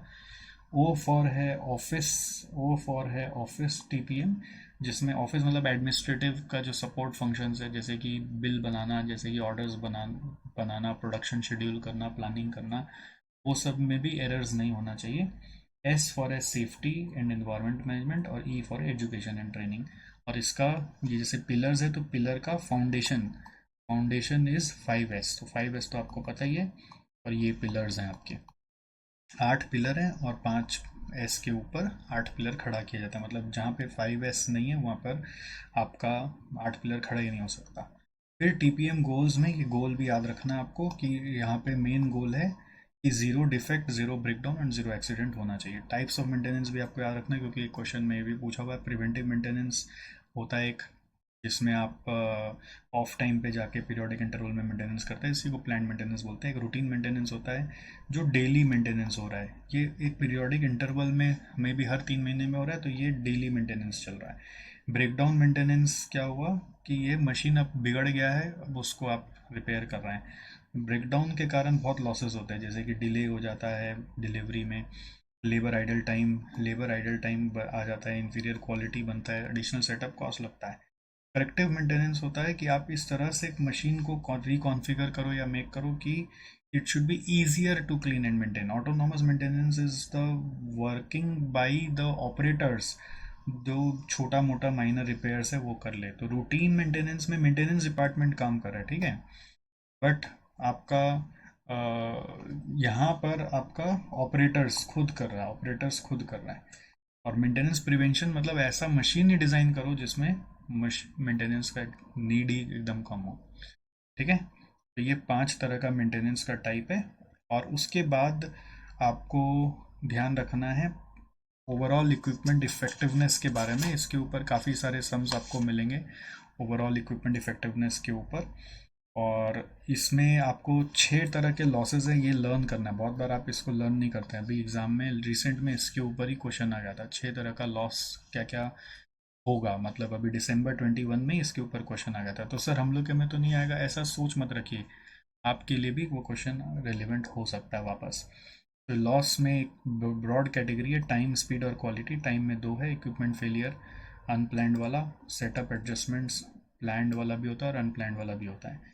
हम लोग नॉर्मली सेटअप एडजस्टमेंट्स को प्लैंड तब मानते हैं जब वो पर शिफ्ट दिया हुआ है या पर आवर दिया हुआ है, और अगर टोटल में दिया हुआ पूरा पीरियड का दिया हुआ तो उसको अनप्लैंड मान लेते हैं। ऐसा हम लोग नीचे लिखे हुए भी हैं, सम्स में इस चीज़ को ध्यान रखना है। फिर idling and stoppages, small idle time और स्टॉपेजेस हो रहा है, और रिड्यूस स्पीड पे आप काम कर रहे हैं, तो ये सब लॉसेस को स्पीड में रिलेटेड कैटेगरी में ट्रैक करते हैं। और रिड्यूस यील्ड मतलब इनपुट डाला और आउटपुट कम आया, और जो आउटपुट आया उसमें से भी फिर क्वालिटी डिफेक्ट्स हो गया, तो वो क्वालिटी में कैटेगरी में मेज़र किया जाता है। तो एक है availability ratio, which is your actual time by plan production time. Plan production time कैसे आता है, नीचे दिया हुआ total time minus plan down time. Plan down time में लंच ब्रेक एक्सेट्रा आ जाएगा। इसमें ध्यान रखना सेटअप टाइम तब घुसाओगे जब पर शिफ्ट दिया हो, जैसे लंच टाइम दिया होता है, ठीक है। और फिर स्पीड रिलेटेड रेशियो है performance ratio, which is standard time for actual production by actual productive time. और quality ratio is good units by total units. तीनों को मल्टीप्लाई करेंगे तो वही आएगा। तीनों का रेशियो नाकाजीमा ने बताया था कि एक होता है 90, दूसरा होता है 95, तीसरा होता है 99, तीनों का प्रोडक्ट होता है 85। तो ऐसा मत सोचना कि 85 आ गया तो बेस्ट है, आपको इंडिविजुअली कंपेयर करना चाहिए हमेशा, क्योंकि ये एक दूसरे को कॉम्पेंसेट कर जाते हैं। अगर अवेलेबिलिटी बेटर है, परफॉर्मेंस बहुत कम है या क्वालिटी बहुत कम है, तो बाकी दो बेटर होने से वो कॉम्पेंसेट कर जाएगा। तो आपको हर पैरामीटर में बेस्ट होना चाहिए। परफेक्ट प्रोडक्शन 100% है, 40% नॉर्मल चलता है वर्ल्ड वाइड, बट 60% भी फेयर है। 85% एक्चुअली आना चाहिए। कभी क्वेश्चन में अगर दिख रहा है कि वो नहीं आ रहा है 85%, तो आपको रिकमेंड करना पड़ेगा कि अवेलेबिलिटी को यहाँ तक लाओ, 90 तक लाओ, परफॉर्मेंस को 95 तक लाओ, क्वालिटी को 99 तक लाओ। सारे मेट्रिक्स एक दूसरे को कॉम्पेंसेट करते हैं, इसलिए डिटेल एनालिसिस की ज़रूरत है, खाली टोटल वैल्यू पर डिपेंड नहीं होते हैं। एक्चुअल प्रोडक्टिव टाइम कैसे आता है, प्लान प्रोडक्शन टाइम में से और अनप्लान डाउन टाइम माइनस कर देते हैं। If change over time is given on per shift basis, it may be assumed as plan down time. If given on total basis, then it should be assumed as unplanned. ऐसा हम लोग को sums देख के समझ में आया। फिर ओई का सम्स में मैंने क्या देखा कि हम लोगों को ना कमेंट पूछता है, तो मैं यहाँ पे एक तो लिखा दे रहा हूँ आपको कमेंट। वो कमेंट नॉर्मली आप ध्यान ही नहीं देते, आप बस वही निकाल लेते हो, अब तो हो गया मेरा। तो कमेंट में जब भी अगर वो लेस देन 85% आया, तो दो तरह से कमेंट लिखा जाता है कि आप इंडिविजुअल रेशियोज को रिव्यू करेंगे। Individual ratios need to be reviewed. और दूसरा फिर आप कमेंट लिखेंगे टू रिव्यू ईच रेशियो। उसके बाद इंडिविजुअल रेशियो रिव्यू करने के स्टेप्स हैं। स्टेप्स नंबर ए है कलेक्ट करो all the information, collect information. Number B step है एनालाइज करो information in the form of graphs and charts, in graphs और चार्ट्स। फिर सी नंबर है कि आप इम्प्रूवमेंट का डिसीजंस लो कि क्या क्या इम्प्रूवमेंट मेजर्स हम लोग को लेने। ये आप नोट कर लीजिए क्योंकि ये आंसर में एकदम रट के लिख लेना। इम्प्रूवमेंट डिसीजंस आपको क्या क्या लेने, जैसे कि ऑटोनॉमस मेंटेनेंस, प्रिवेंटिव मेंटेनेंस, जो पिलर्स है ना, ऑटोनॉमस, प्रिवेंटिव, ये सब एक्सेट्रा आपके जो डिसीजंस आपको लेने। और फिर डी नंबर है इम्प्लीमेंट करो। ये 4 स्टेप आपको लिखना, मतलब इसी को आप एक पैराग्राफ फॉर्म में भी लिख सकते हो। If less than 85%, then individual ratios need to be reviewed, and in order to review this, we need to collect all the information related to losses and all, analyze in the form of graphs and charts, take improvement decisions like autonomous maintenance, preventive maintenance, etc., and implement the measures. तो ये आपका comment on OE normally इस तरह से लिखना है। और ये भी लाइन घुसाने का कोशिश करना कि सब metrics always compensate one another, इसलिए detailed analysis are always required. ठीक है, तो ओई के ऊपर बहुत सारे क्वेश्चंस हैं। मैं आपको नंबर्स दे दे रहा हूँ क्वेश्चन के। ओई के ऊपर जितने भी क्वेश्चंस हैं, एक क्वेश्चन है question number 4 Gold Coast Limited करके, गोल्ड कोस्ट खोज लेना। क्वेश्चन नंबर 5 है SSK फार्मा करके, ये सब ऐसे ही मैट में मिल जाएगा आपको, SSK फार्मा। फिर क्वेश्चन नंबर 6 है हिंदुस्तान लिमिटेड। कोई एक सम आपको कर लेना है 4, 5, 6 में से। आई विल रिकमेंड एक बार एक सम खाली देख लीजिएगा। फिर question number 15 APZ company limited है, ये नवंबर 19 में पूछा गया था। फिर क्वेश्चन नंबर 18 मैंने देखा, ये शीतल बियरिंग बॉल्स के ऊपर है। ये वाला क्वेश्चन एक बार जरूर देख लेना, इसमें बैक कैलकुलेशन किया गया। अगर आपका किया हुआ आपको ध्यान आ जाता है तो बहुत अच्छी बात है, नहीं किया हुआ है तो ये क्वेश्चन को एक बार देखना कि बैक कैलकुलेशन कैसे किया हुआ है। ठीक है, फिर आपका क्वेश्चन नहीं, ये शीतल बियरिंग वाला क्वेश्चन 19 है। Question 18 based on the following बोलकर है, बेस्ड ऑन द फॉलोइंग बोलकर है, जो जैन 21 में पूछा गया है। फिर आपका ये 1 2 3 4 5 6 क्वेश्चन मिल गया। फिर क्वेश्चन नंबर 25 है लाइट ऑन पावर सॉल्यूशन बोलकर, लाइट ऑन पावर सॉल्यूशन बोलकर है, ये MTP अप्रैल 21 का क्वेश्चन है। फिर क्वेश्चन 35 है सकारा लिमिटेड, ये अभी हाल में दिसंबर 21 में भी आया है। तो ये वाला एक बार मेरे को लगता है एक बार आप और देख लीजिएगा कि उसमें कैसे कमेंट्स पूछा गया है, उसमें वो लिस्ट ऑफ लॉसेस आपको बोल दिया गया। तो ये 2 क्वेश्चन खाली मैंने मार्क किया है। आई थिंक इतना तो आप मेरे लिए कर ही सकते हैं, है ना। बेसिकली मेरे लिए क्या, आप अपने लिए कर ही सकते हैं। तो आउट ऑफ 1 2 3 4 5 6 7 8 में से 2 क्वेश्चन एक बार देख लो बस। फिर आता है नेक्स्ट TQM और TPM में क्या कनेक्शन है। तो कनेक्शन के लिए 5 पॉइंट है, ये 5 पॉइंट आपको याद रखना पड़ेगा। You have to remember this 5 points. ये 5 पॉइंट में पहला पॉइंट आता है कि both makes organisation competitive by, competitive मतलब कॉम्पिटिटिव एडवांटेज लाते हैं ये लोग by reducing cost, improving customer satisfaction and reducing lead time. सब में both system involve workers in all the departments. दोनों में ट्रेनिंग एंड एजुकेशन पे बहुत इंपॉर्टेंस दिया गया है। दोनों में बेनिफिट्स आने में समय लगेगा, दोनों में टॉप मैनेजमेंट का कमिटमेंट चाहिए। ये 5 पॉइंट आपको हूबहू लिखना पड़ेगा, कीवर्ड्स बोल्ड किए हुए आपको उसी हिसाब से लिखना है। डिफरेंस है कि TQM is a broader concept, TPM उसके अंदर इंक्लूडेड है। TQM फोकस करता है quality of product, but TPM focus करता है ओनली ऑन द इक्विपमेंट। ठीक है,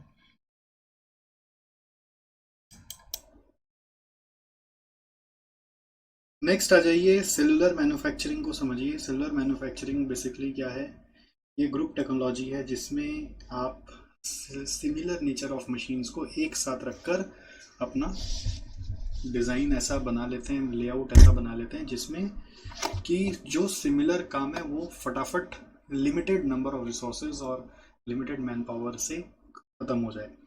इसको यू शेप्ड मशीन लेआउट भी बोलते हैं, इसको मशीन क्लस्टरिंग भी बोलते हैं, ग्रुप टेक्नोलॉजी भी बोलते हैं। इससे फ़ायदा क्या होता है, जल्दी से जल्दी इनपुट एक दूसरे मशीन से, पहला मशीन से दूसरा मशीन में आउटपुट की तरह कन्वर्ट होकर जल्दी से जल्दी एक से दूसरा में मूव कराया जा सकता है। बहुत ज़्यादा लंबा रन नहीं होता, फास्ट चेंज ओवर हो जाता है। आपका आदमी को मल्टी स्किल्ड बना दिया जाए तो वो एक ही आदमी पूरा वेराइटीज़ ऑफ वर्क को ख़त्म कर सकता है। सुपरविजन ईजी हो जाता है। अगर यहाँ पे अलग अलग आदमी काम कर रहा है, मान लीजिए ये अलग है, ये अलग है, ये अलग है, तो एक ही सुपरवाइज़र से सारा काम हो सकता है। अगर सुपरवाइज़र यहाँ पे खड़ा हो जाए तो यू शेप में बनाने से फ़ायदा होता है।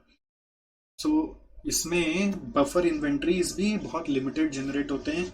इसका खाली एक ही लिमिटेशन है कि यहाँ पे आप बहुत लार्ज स्केल वॉल्यूम को हैंडल नहीं कर सकते, बहुत ज़्यादा वैराइटीज़ को भी हैंडल नहीं कर सकते हैं, क्योंकि एक एक मशीन को रिकॉन्फ़िगर करने में बहुत प्रॉब्लम होता है। तो ये फीचर्स आप देख लीजिए। ग्रुप टेक्नोलॉजी है, consolidating the process required to create a specific output और different output requiring similar set of activities to move as quickly as possible to make similar products to reduce waste. Criteria is efficient change over, मतलब setup, ठीक है, उसके लिए जितना fast change over कर सके वो बहुत बेटर है। उसके लिए क्वालिटी सर्कल्स का इस्तेमाल करें। मल्टी स्किल्ड एम्प्लॉयज़ होना चाहिए। बफर इन्वेंट्रीज मिनिमम होना चाहिए आपका। यू शेप प्रोडक्शन लाइन आप बनाओगे, और टक टाइम प्लानिंग एंड लेवलिंग, मतलब ये सब मशीन्स की ना सेल्स की कैपेसिटी उतना ज़्यादा नहीं होती, इसलिए आप अचानक से कोई सीजनल डिमांड आ जाएगा तो हैंडल नहीं होगा, इसलिए हेजुन का यहाँ पे करते रहना पड़ता है, प्रोडक्शन लेवलिंग और डिमांड लेवलिंग। बेनिफिट्स क्या है, क्विक आइडेंटिफिकेशन ऑफ प्रॉब्लम, क्योंकि आदमी एक ही खड़ा होकर सब सुपरवाइज कर लेता है। Small quantity process at a time, इसलिए error can be detected easily. Work satisfaction, because one person is doing multi type of work and completing the output. Employee cohesiveness, क्योंकि सब एक छोटे से ग्रुप में काम करते हैं तो एक दूसरे को जल्दी पहचानते हैं, एक दूसरे का केयर करते हैं। Reduces inventory space and cycle time, flexible as compare to other layouts, lesser need to justify the investment. Disadvantages है कि फ्लेक्सिबिलिटी कम होता है वैरायटी और वॉल्यूम के टर्म्स में।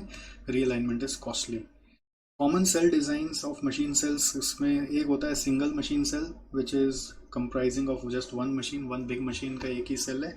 Then group cell with manual handling, multiple machines उसमें है, but manual handling means एक मशीन से दूसरा मशीन में मैनुअली सामान ले जाना पड़ेगा। Group cell with semi integrated handling, इसमें आपका मल्टीपल मशीन्स रहेगा, बट एक मशीन से दूसरा मशीन में हम लोग मशीन्स कन्वेयर बेल्ट्स का इस्तेमाल करेंगे। एक मशीन से दूसरा मशीन कन्वेयर बेल्ट से, जैसे मेट्रो वगैरह में आप देखे होंगे कनेक्टेड रहेगा, एयरपोर्ट में भी होता है आजकल, ट्रेन में, रेलवेज में भी होता है। तो सामान बस उठा के यहाँ पे रख देना पड़ेगा, फिर वो अपने आप कन्वेयर बेल्ट से आगे चला जाएगा, ठीक है। तो that is the semi integrated handling. तो सेमी इंटीग्रेटेड क्यों बोल रहे हैं, क्योंकि आदमी को उठा के तो यहाँ रखना ही पड़ेगा ना बेल्ट पे, तो बेल्ट अपने आप उसको नेक्स्ट तक ले जाएगा। और एक होता है फ्लेक्सिबल मैन्युफैक्चरिंग सिस्टम, जो फुल्ली ऑटोमेटेड है, जिसमें मैनुअल इंटरवेंशन का दरकार ही नहीं है। तो ये नाम आपको याद रखना चाहिए, कभी कोई थ्योरी क्वेश्चन के लिए पूछ लिया तो। फिर it is not necessary that cells will always be totally independent. अगर जब आप ग्रुप डिज़ाइन करते हो तो हो सकता है कि एक मशीन ऐसा है जो 2 सेल में कॉमन है, एक मशीन 2 सेल में कॉमन है। अगर ऐसा होता है तो उस समय हम लोग सजेस्ट करते हैं कि आप अपने पार्ट को रीडिज़ाइन करिए, पार्ट को सब कॉन्ट्रैक्ट करिए, और कोशिश करिए कि जो दोनों एक मशीन तो है ही जो एक में भेज दिए, दूसरा सेल के लिए कॉमन मशीन नहीं रखकर एक और मशीन ले आइए। कोशिश करिए कि डिपेंडेंसी कम रहे, जिससे कि एक सेल अपने आप में कंप्लीटनेस रखे। फिर क्या है, cellular manufacturing versus scientific way of production, ये एक थ्योरी क्वेश्चन है। साइंटिफिक वे ऑफ प्रोडक्शन का मतलब है time and motion study. Time study, motion study पुराना हम लोग लेबर कॉस्ट में पढ़ते थे, जो ये बोलता था कि आपको वर्कर का टाइम ऑफ वर्क कितना लगना चाहिए और कितना लगा उसको चेक करना चाहिए। मोशन में आपको ये देखना चाहिए, मोशन में आपको ये देखना चाहिए कि वर्कर कितना जल्दी अपना movement, body movement, physical movement करके काम कर पा रहा है। और टाइम एंड मोशन स्टडी का जो गोल होता है कि काम जितना जल्दी हो, वही गोल सेलुलर मैन्युफैक्चरिंग का होता है। सेलुलर मैन्युफैक्चरिंग भी मूवमेंट टाइम को रिड्यूस करता है, क्योंकि सेल का लेआउट उसी तरीके से डिज़ाइन किया जाता है, और वर्क को भी वो जल्दी करता है, रिड्यूस करता है डिलेज। तो it is quite similar to time and motion study. Then clustering methods होते हैं। क्लस्टरिंग मेथड्स में प्रोडक्शन फ्लो एनालिसिस के अंदर आता है एक पार्ट फैमिली ग्रुपिंग। इसमें form part families and then group machines into the cells, मतलब जो पार्ट एक जैसा दिखता है या फिर एक ही प्रोसेस से बन सकता है, उसका एक ग्रुपिंग किया जा सकता है। एक मशीन ग्रुपिंग मतलब सिमिलर मशीन एक साथ रहेंगे जो अलग अलग पार्ट्स बना देगा। एक मशीन पार्ट ग्रुपिंग है जो दोनों का कॉम्बिनेशन है कि कुछ मशीन्स कुछ पार्ट्स इस जगह होंगे, कुछ मशीन कुछ पार्ट्स उस जगह होंगे। तो इसको मशीन पार्ट ग्रुपिंग के लिए एक एल्गोरिदम बना हुआ है, किंग्स एल्गोरिदम, जिसको रैंक ऑर्डर क्लस्टरिंग मेथड भी बोलते हैं। वो रैंक ऑर्डर क्लस्टरिंग मेथड आपका सम्स की तरह आपको करना पड़ता है, ठीक है। Machine part grouping is most significant. इसमें एग्जांपल दिया हुआ है कि इस तरह का अगर सेल बेस्ड आपका असेंबली लाइन बना हुआ होता है तो उसका फ़ायदा क्या है, benefits. It will increase the material flow, machine utilisation, space utilization, productivity, component standardization, employee morale and quality. It will decrease planning effort, paper work, setup time, down time, work movement, ये सब दोनों तरफ से benefits ही है, ठीक है। तो ये सब ये घटा देगा और ये सब वो बढ़ा देगा। तो कुछ कुछ आपको दो पॉइंट अगर याद रहे तो बहुत अच्छी बात है। फिर ये किंग्स एल्गोरिदम को सेट करने के लिए ना बहुत सारे ह्यूरिस्टिक मेथड सेट किए हुए हैं कि कैसे ये ग्रुपिंग किया जाए। उसमें से एक सबसे पॉपुलर है रैंक ऑर्डर क्लस्टरिंग मेथड। इसका सम्स आपको याद होगा कि पहले क्या होता है, उसमें कॉलम का बाइनरी वेट निकालते हैं which is 2 to the power n-1। तो कॉलम 1 2 3 4 5 ऐसा अगर है, जिसमें मान लीजिए machine 1 machine 2 machine 3 machine 4 machine 5 ऐसा कुछ अगर है, तो बाइनरी वेट होता है कि यहाँ पर 2 to the power, यहाँ पे 5 होगा 5 - 1, यहाँ पे होगा 2 to the power 4 - 1, इस तरह से 2 to the power 3 - 1, 2 to the power 2 - 1, 2 to the power 1 - 1 करके बाइनरी वेट निकाला जाएगा। फिर यहाँ पे उसका हम लोग डेसिमल इक्विवेलेंट निकालते हैं। डेसिमल इक्विवेलेंट में क्या होता है, अगर यहाँ पे मान लीजिए पार्ट्स का कॉम्बिनेशन है, मशीन और पार्ट्स का कॉम्बिनेशन है, P1 P2, यहाँ पे ऐसा कुछ दिया हुआ है, तो यहाँ पे 1 1 1 ऐसे स्कैटर्ड है आपको। तो आपको क्या करना है, यहाँ पे जो आंसर आया, ये सब जो बाइनरी वेट आया, अगर आपका नहीं किया हुआ तो आपको समझ में नहीं आएगा बीच में जो मैं बोल रहा हूँ। अगर आपका किया हुआ तो आपको याद आ रहा होगा, हाँ ऐसा कुछ था। तो बाइनरी वेट इंटू ये, बाइनरी वेट इंटू ये row wise, binary weight into ये, फिर बाइनरी वेट इंटू ये, ऐसा कर करके ये समेशन करने से यहाँ पे डेसिमल इक्विवेलेंट आएगा, ठीक है। तो डेसिमल इक्विवेलेंट देखिए यहाँ पे ऐसा आ रहा है। तो इसका मैं एक काम करता हूँ, इतना समझाने के जगह एक सीधा आपको क्वेश्चन ही झलक में दिखा देता हूँ ना, that will be more appropriate. ये देखिए यहाँ पर रैंक ऑर्डर क्लस्टरिंग मेथड लगाया जा रहा है। ये क्वेश्चन नंबर हम लोग का डीजेबी का RTP May 21 का क्वेश्चन नंबर 20 है। तो ये बाइनरी वेट यहाँ पे ऐसे लगा दिया, फिर this into this, this into this, this into this, ऐसे करके यहाँ पर जोड़कर डेसिमल इक्विवेलेंट बना। 16 × 1, बाकी सब में वैल्यू ही नहीं है तो 16 आ गया। इस तरह से डेसिमल इक्विवेलेंट सबका आ गया। फिर इसका रैंकिंग कर दिया हाईएस्ट टू लोएस्ट के ऑर्डर में, तो जिसका सबसे ज़्यादा वैल्यू उसका रैंक 1। अगर ये रैंक आपका 1 2 3 4 5 अरेंज्ड आ जाता तो सम सॉल्व था। अगर अरेंज नहीं आया है तो अरेंज करना है नेक्स्ट वाले में। ये वाला फर्स्ट रो में चला जाएगा, M13 फर्स्ट हो गया, फिर सेकंड आपका M2 हो जाएगा, थर्ड आपका M13A हो जाएगा, फोर्थ M7 हो जाएगा और फिफ्थ आपका M15 आ जाएगा। तो ये रीअरेंज किया और फिर अब बाइनरी वेट यहाँ से निकाल कर डेसिमल इक्विवेलेंट यहाँ पर निकालेंगे और फिर यहाँ पे रैंकिंग होगी। रैंकिंग धीरे धीरे इम्प्रोवाइज होते जाती है। 1 3 4 2 5 हो गया, तो 1 2 3 4 5 जब तक नहीं आएगा तब तक सम चलता रहेगा। तो लास्ट वाले में 1 2 3 4 5 आ गया। अगर ये आ गया तो अब आपका इसको देखकर एक क्लस्टर बन जाएगा। जैसे एक क्लस्टर बन रहा है ये वाला, एक क्लस्टर बन रहा है ये वाला, समथिंग लाइक दिस, ठीक है। तो मशीन 13A और मशीन 7 को लेकर एक क्लस्टर बन रहा है ये और ये। अब ये हो गया आपका रैंक ऑर्डर क्लस्टरिंग मेथड। इसी तरह से जब नेक्स्ट सम एक और क्वेश्चन 21 जब आप सॉल्व कर रहे हैं तो उसमें भी इसी तरह से सॉल्व करने के बाद जो लास्ट में आ रहा है ना, उसमें ये दिख रहा है कि ये वाला जो एक पर्टिकुलर कॉन्फ़िगरेशन है ये दोनों में कॉमन जा रहा है, इधर में भी आ जा रहा है और ये मशीन इसमें भी आ जा रहा है। तो ये डिपेंडेंसी आ गया। इस डिपेंडेंसी को कम करने का साधन था रीडिज़ाइन करो पार्ट्स, या फिर सब कॉन्ट्रैक्ट कर दो या फिर मशीन को बढ़ाओ। डिपेंडेंसी रखना नहीं चाहिए, हालांकि आ रहा है तो चलाया जा सकता है। यही बात यहाँ पे सिल्वर मैन्युफैक्चरिंग में बोला हुआ था।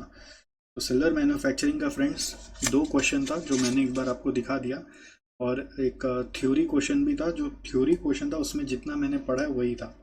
तो बेसिकली 2 क्वेश्चन जो था वो है क्वेश्चन नंबर 20 और 21। क्वेश्चन 20 21 दोनों आपका एक ही RTP से आया हुआ है, RTP May 21 का क्लस्टरिंग मेथड का क्वेश्चन है जो अभी तक एग्जाम में पूछा नहीं है, ठीक है। नेक्स्ट आ रहा है 6 सिग्मा। 6 सिग्मा आपको पता है कि ऐसे डिफेक्ट्स को हैंडल करने के लिए जो डे टू डे ऑपरेशंस में आते हैं, उस डिफेक्ट को मिनिमाइज करने का एकमात्र तरीका है 6 सिग्मा। 6 सिग्मा को अचीव करना है मतलब 2 अप्रोच लगाना पड़ता है, करंट प्रोसेस को बेटर करो या फिर प्रोसेस को मॉडिफाई करो। तो उसके लिए DMAIC एक टेक्निक है, DMADV दूसरा टेक्निक है। DMAIC का फुल फॉर्म है define, measure, analyse, improve, control, और DMADV का है डिफाइन, मेजर, एनालाइज और डिज़ाइन एंड वेरीफाई। DMADV में नया कुछ लाने का कोशिश करते हैं, DMAIC में एग्जिस्टिंग को और बेटर करने का कोशिश करते हैं। 6 सिग्मा का लेवल है कि 3.4 डिफेक्ट्स पर मिलियन आना चाहिए। एप्लीकेबिलिटी मैन्युफैक्चरिंग और सर्विस के लिए, मेन इसमें डे टू डे डिफेक्ट्स को सॉर्ट आउट करने के लिए किया जाता है। मैन्युफैक्चरिंग में शेप, साइज, कलर, डिज़ाइन ये सब का प्रॉब्लम को सॉर्ट करना है। सर्विसेज में कस्टमर एक्सपीरियंस को बेटर करने के लिए 6 सिग्मा यूज़ किया जाता है। सो DMAIC में आपको एक जस्ट ग्लिम्स बता दूं, डिफाइन जब बोलना है तो गोल बताना है, अपना ऑब्जेक्टिव बताना है, प्रॉब्लम्स बताना है। मेज़र करना है मतलब आपको क्वांटिफाई करना है कि करंट स्टेट ऑफ अफेयर्स क्या है, करंट स्टेट क्या है आपका, उसको मेज़र करना है, नंबर निकालना है अपने डेटाबेस से, MIS रिपोर्टिंग से। एनालाइज मतलब रूट कॉज में जाना है कि इस प्रॉब्लम का रीजंस क्या क्या है और उस रीज़न को कैसे ओवरकम करें, उसका सॉल्यूशन इम्प्रूव में खोजना है और उसका कॉस्ट बेनिफिट एनालिसिस करना है, फिर उसको इम्प्लीमेंट करना है और मॉनिटर करना है कंटिन्यूसली कोई बेटर हो पाया कि नहीं, इसको बोलते हैं कंट्रोल। फिर DMADV है। DMADV में डिफाइन, मेजर, एनालाइज, डिज़ाइन और वेरीफाई है। सो डिफाइन में प्रॉब्लम, मेजर में वही सेम चीज़, एनालाइज में सेम चीज़ है। और एनालाइज करते समय हम लोग ये भी बोलते हैं कि आपको एक लिस्ट ऑफ एक्टिविटीज़ अपना पूरा बनाना चाहिए टू रूट कॉज में जाने के लिए, कि आपका सीक्वेंस में कितना काम होता है, 1 2 3 4 करके पूरा प्रोसेस का सीक्वेंस लिखना चाहिए। फिर उस सीक्वेंस को ब्रेक डाउन करना चाहिए वेरियस प्रोसेसेस एंड सब प्रोसेस में और आइडेंटिफाई करना चाहिए क्या वैल्यू एडिंग है और क्या नॉन वैल्यू एडिंग है। तो ये जैसे आप खाली रूट कॉज लिखोगे तो नंबर कम हो जाएगा, अगर आप पूरा लिखते हो तो मार्क्स अच्छा मिलता है। तो दोनों में एनालाइज सेम है, मेजर सेम है। और उसके बाद आपका इसमें मेज़र में भी ये कंपेयर का वर्ड ध्यान रखना, डेटा कलेक्शन मेथड क्या होगा उसके ऊपर सोचना है। क्वांटिफाई मतलब खाली ये नहीं बोलना है quantify, that is one part, but अगर अच्छा आंसर लिखना है तो डेटा कलेक्शन, कंपेयर ये वर्ड भी बोलना है। फिर इम्प्रूव में सॉल्यूशन खाली बोलना ऐसा नहीं, उसका non financial implication, cost benefit दोनों एंगल से बताना है। यहाँ पे डिज़ाइन में न्यू प्रोसेस की बात हो रही है। और लास्ट में वेरीफाई की जब बात हो रही है तो you have to monitor continuously. Verify और कंट्रोल एक जैसा ही है। और DMAIC का काम है एग्जिस्टिंग प्रोसेस, DMADV का काम है न्यू प्रोसेसेस। ये रिएक्टिव है, ये प्रोएक्टिव है, ये फ्यूचर के ओरिएंटेड है, ये करंट में जो प्रॉब्लम्स आ रहा है उसको बेटर कर रहा है, ये कैपेबिलिटी बढ़ा रहा है, कैपेसिटी बढ़ा रहा है, ये क्विकली बेनिफिट दिखा देता है। सिंस नया इसका बेनिफिट आने में टाइम लगता है, ठीक है। सिमिलैरिटीज़ क्या है, दोनों का काम है डिफेक्ट को हटाना, दोनों का काम है कस्टमर नीड्स पे फोकस करना। प्री रिक्विजिट्स क्या है, टॉप मैनेजमेंट कमिटमेंट चाहिए, हाईली मोटिवेटेड एम्प्लॉयज चाहिए, continuous efforts with patience, reasonable duration लगेगा, कंबाइन विद अदर मॉडल्स हो सकता है, डेडिकेटेड टीम होना चाहिए 6 सिग्मा करने के लिए, details of list of issues and processes आपको पूरा डॉक्यूमेंट करने पड़ेंगे। तो ये DMAIC DMADV कभी इंप्लीमेंट करने का कोई क्वेश्चन लिखने आ जाए, केस स्टडी लिखने आ जाए, तो उसमें ये सब बातें आप बोल सकते हैं। की रोल्स इन नॉलेज के लिए, जहाँ जहाँ बल्ब जला हो नॉलेज के लिए उसको छोड़ दीजिए आप। फिर ये Jan 21 का क्वेश्चन था, क्वेश्चन नंबर 17 जो द बिजनेस डाइजेस्ट बोल के था Jan 21 का, उसमें ये अच्छा आर्ग्यूमेंट पूछा था 6 सिग्मा को लेकर। Can 6 sigma enhance the impact on financial statement and stock value? तो आंसर है येस, लॉन्ग रन में धीरे धीरे आएगा बट ओवरनाइट नहीं आएगा। Can 6 sigma be applied in services? Yes, but services में एक इशू होता है कि वहाँ पर सब्जेक्टिविटी बहुत होती है, स्टैंडर्डाइजेशन का इशू होता है। सर्विसेज आर सब्जेक्टिव, स्टैंडर्डाइजेशन का इशू होता है, but 6 sigma can be used to define the process, okay, at least for similar services given again and again. Can 6 sigma assure a market? Yes, in the long run ये आपका goodwill बढ़ाएगा, good market share भी बढ़ाएगा। Can 6 sigma is 6 sigma for only adopters only? No, anyone who adopts it and applies it consistently will get the result. However इसका एक counter argument होता है international talks में कि सिक्स सिग्मा बोलता है इस चीज़ों को परफेक्ट बनाओ, वही मार्क जुकरबर्ग बोलता है move fast break things. Six sigma बोलता है move slow but make perfect things. तो six sigma versus Mark Zuckerberg आप कभी गूगल करेंगे तो इंटरेस्टिंग स्टोरी आपको पढ़ने को मिलेगा। Next, limitations of six sigma, ये भी आपको पढ़ना है, इससे भी कुछ भी कमेंट बेस्ड क्वेश्चन बनाया जा सकता है, जो जैन 21 में भी आया था। Six sigma focuses on quality only, quality is subjective, जैसे सर्विसेज में इशू होता है, बट फिर भी however you can apply. Six sigma does not work well in tangible assets, human skills के साथ वो काम नहीं कर पाता, इंफ्रास्ट्रक्चर कॉस्टली चाहिए, ये एक लिमिटेशन है। बट इसका मतलब ये नहीं कि सिक्स सिग्मा को लिमिटेशंस देखकर आप ये नहीं बोलेंगे कि सिक्स सिग्मा को अप्लाई नहीं करना चाहिए। ये सिक्स सिग्मा का जो बेनिफिट्स है उसके सामने लिमिटेशंस कुछ नहीं है। तो ये भी जैन 21 में एक पॉइंट की तरह पूछा गया था, ठीक है। कॉम्प्लिकेटेड है, डिटेल डॉक्यूमेंट्स लगता है, yes true, but it has got its own benefits, not needed for all the products, yes, because you should implement six sigma for those products which are able to generate more profits for you. Focuses on specific type of processes only that impacts more. Then real-time barriers can also come while implementing Six Sigma, because employees may not be motivated and there can be some uncontrollable situations which is beyond our control. तो Six Sigma वो result कभी कभी नहीं दे पाता है। Quality management tools आप ये रहने दीजिए, अभी लीन सिक्स सिग्मा एक बार रहने दीजिए, आप अपने से पढ़ लीजिएगा, मतलब अभी उतना इम्पोर्टेंट नहीं है। जो जो चीज़ अभी नहीं पढ़ रहे हैं ना, आप उसको एक बार क्रॉस करके रख दीजिए, उसको बाद में अगर समय बचे लास्ट में एकदम तो एक बार नज़र से निकाल लीजिएगा एग्जाम हॉल में जाने के पहले अगर ज़रूरत पड़े तो, बट वो उतना अभी ज़रूरत नहीं है। लास्ट, बिजनेस प्रोसेस री इंजीनियरिंग, ठीक है। अच्छा, सिक्स सिग्मा से रिलेटेड और भी क्वेश्चंस थे, वो मैं आपको नाम बता दे रहा हूँ खाली। DMA से DMA-DB से जुड़े हुए क्वेश्चंस और भी थे, वो सब क्वेश्चंस भी एक बार अगर आपका किया हुआ है तो ज़रूर नज़र से निकाल लीजिएगा। क्वेश्चन 27 है वेलकम फूडीज बोलकर, हालांकि केस स्टडी डाइजेस्ट का बहुत one of the lengthy question है, बट अगर आपका किया हुआ है तो एक बार नज़र से निकाल लेना। फिर क्वेश्चन 15 हम लोग का चैप्टर 2 ऑफ DJB में डाला हुआ है, वो TQM के साथ, स्मूथ कनेक्ट टेलीकॉम, ये क्वेश्चन का एक बार बीच में जो पार्ट है उस पर नज़र डाल लेना। और एक और है DFS इंडिया करके, क्वेश्चन नंबर 8 चैप्टर 2 का क्वेश्चन नंबर 8 है DFS India limited, DFS India limited MTP अप्रैल 18 का क्वेश्चन है ये, और ये स्मूथ टेलीकॉम आपका केस स्टडी डाइजेस्ट का ही क्वेश्चन है। तो मुझे ये 3 क्वेश्चन और मिला, मैं अभी उसमें नहीं घुस पा रहा हूँ, मुझे क्षमा करिएगा, आप उसको जरूर नज़र से निकाल लीजिएगा।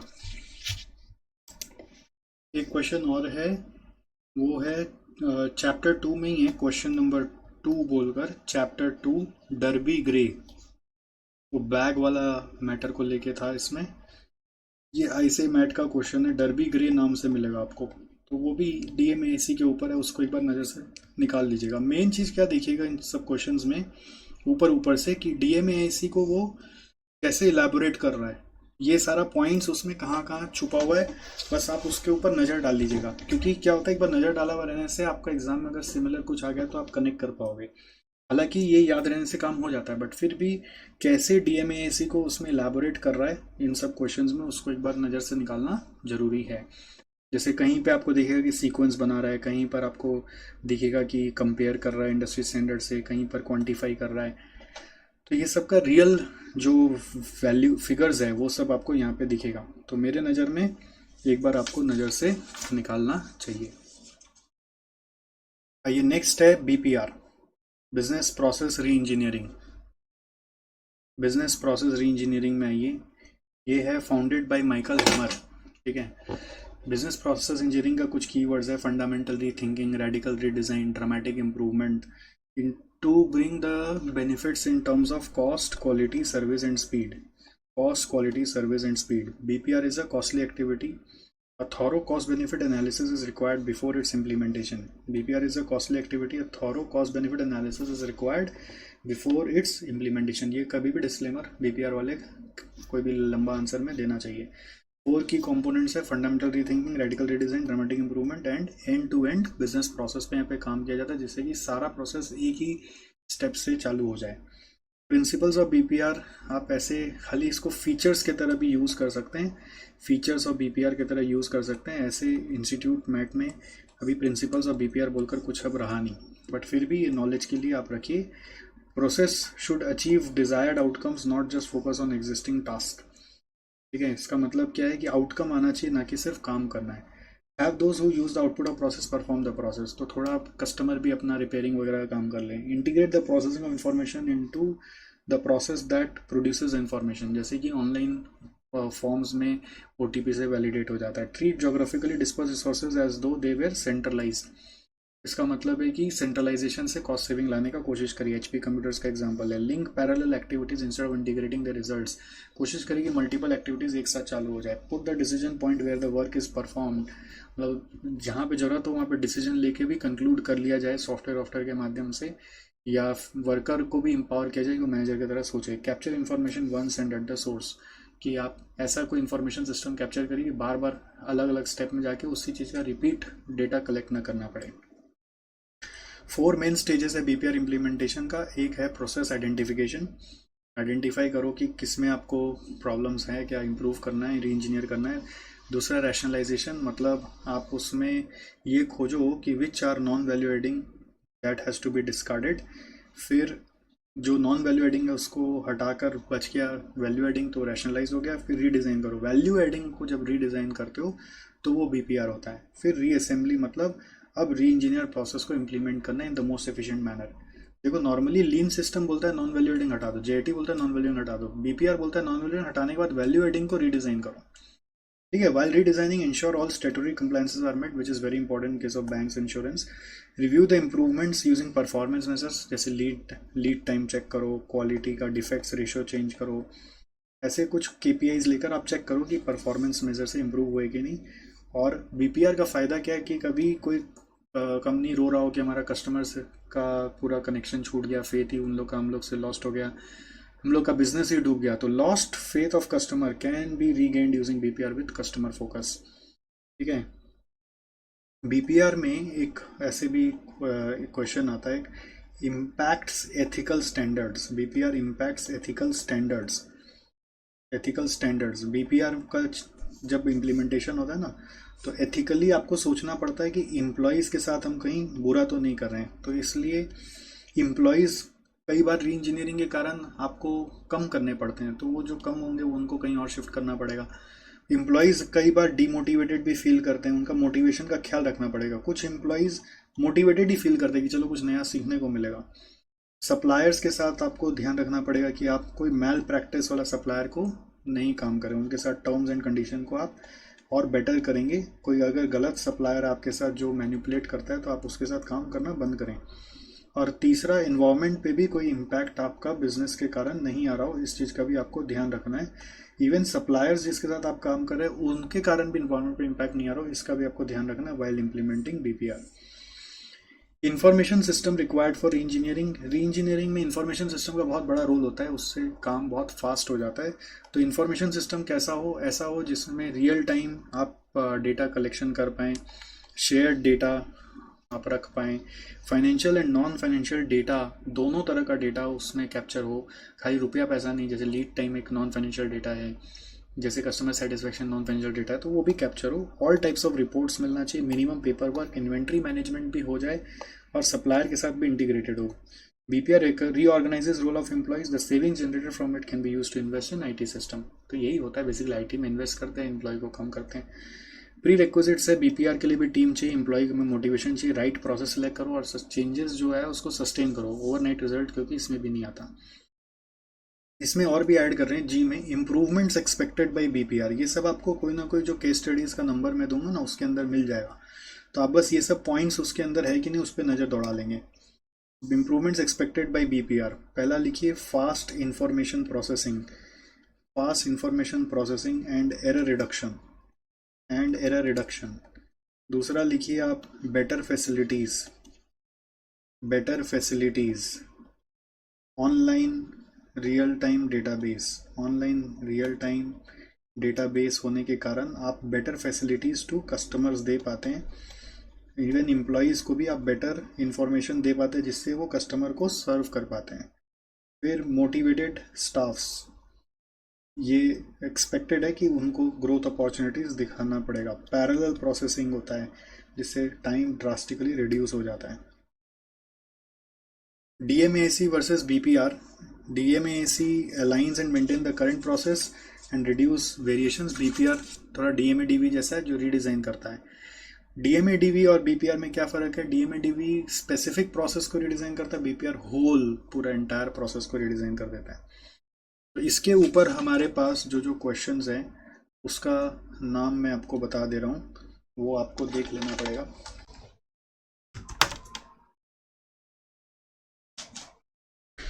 एक तो वो आपको याद होगा, चैप्टर 2 में मिलेगा आपको, एक्चुअली इसका क्वेश्चंस कुछ पीक्यूएम के साथ डाला हुआ है। क्वेश्चन 6 चैप्टर 2 में एक आपको याद होगा, वो ANA इज़ वन ऑफ, ये फुटवियर वाला कुछ क्वेश्चन था, इज़ वन ऑफ। दूसरा क्वेश्चन 7 था जो आपका MTP March 18, SB is a government bank, is a government owned bank.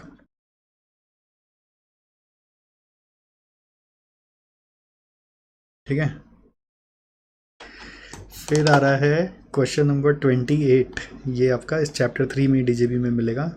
ये केस स्टडी डाइजेस्ट का है।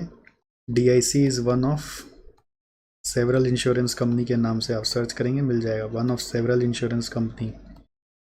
ये केस स्टडी डाइजेस्ट का, मुझे लगता है आप 6 और 7 तो ज़रूर से कर लेना, और ये 28 करो नहीं करो उतना मैटर नहीं करता है, बट 6 और 7 ज़रूर एक बार देख लेना।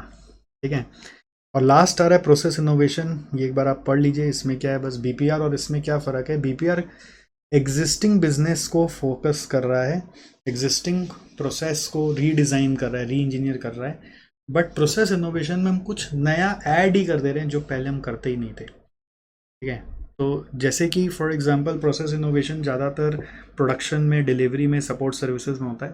फॉर एग्जांपल जैसे आप प्रोडक्शन जैसे कर रहे थे, उसमें आपने असेंबली लाइन मेथड जो हेनरी फोर्ड ने खोजा वो किया आपने, तो वो बीपीआर करने गए। बट अगर ऐसा करने से एक नया ही चीज़ जन्म ले लिया जो दुनिया में पहले कभी नहीं होता था, तो प्रोसेस इनोवेशन कहला देता है। मतलब बीपीआर करने से कई बार एक नया प्रोसेस का जन्म ही हो जाता है जो दुनिया में कहीं नहीं होता था, और बहुत आपका रिजल्ट आपको दिया जो अब दुनिया में अप्लाई होने लग गया, तो वो प्रोसेस इनोवेशन कहलाता है। हेनरी फोर्ड असेंबली लाइन के लिए बीपीआर करने गए थे, बट वो प्रोसेस इनोवेशन निकल आया। ठीक है, और अगर आप मान लीजिए डिलीवरी का सर्विस ऐड कर रहे हो तो प्रोसेस इनोवेशन हो गया, जो पहले आप नहीं करते थे। बट अगर आप डिलीवरी पहले मैनुअली जाके करते थे, अभी सॉफ्टवेयर्स के मदद से, ड्रोन के मदद से कर रहे हो, तो री इंजीनियरिंग कहलाएगा। ठीक है, बट अब ड्रोन के मदद से री इंजीनियरिंग करने गए तो ड्रोन के मदद से सोचा क्यों ना हम लोग प्रोक्योरमेंट भी कर लें, तो फिर प्रोसेस इनोवेशन हो गया। कुछ नया चीज़ करना इस process innovation. BPR focuses on amending existing process, while process innovation attempts to implement new process into an organization. However, BPR leads to radical change. If BPR leads to radical change in the process leading to an innovation, it may be called as process innovation. PI is more radical than BPR. Radical मतलब हट के, मतलब और ज़्यादा अलग। ठीक है, तो ये हो गया आपका process innovation, and that is it. अभी आपका काम ये है कि जो जो क्वेश्चन मैंने लिखा है उसके ऊपर नज़र दौड़ा लेना, दैट्स इट। जो जो क्वेश्चन मैंने मार्क किया है केस स्टडी डाइजेस्ट के चैप्टर 3, मेरे को लग रहा है कि आप करो नहीं करो, ठीक है, किया हुआ है तो ज़रूर देख लो, नहीं करो तो भी चलता है। बट बाकी जो जो क्वेश्चंस मैंने आपका लिखा है, जैसे 6 सिग्मा का, ये सब क्वेश्चंस एक बार नज़र दौड़ा लो। DMAIC का जो पॉइंट्स है वो उसके अंदर कैसे इम्प्लीमेंट हो रहा है वो देख लो, और इसके बाद आप रैंक ऑर्डर क्लस्टरिंग का 2 में से एक सम एक बार देख लो। अगर अच्छे से आता है, किया हुआ प्रैक्टिस, तो छोड़ देना, बट अदरवाइज अगर नहीं किया हुआ है एक बार भी, तो एक बार 20 नंबर का करके देख लो या 21 का करके देख लो। और बाकी ये जो सेलर मैन्युफैक्चरिंग का थ्योरी उसमें कैसे लिखा हुआ उसको देख लेना। फिर आपका बाकी तो मैंने बता ही दिया, बार बार इसको क्यों रिपीट करें। अब आप बस इसको जो थोड़ा सा फिनिशिंग आपको देना है वो आप दे के चैप्टर ख़त्म करिए। ठीक है,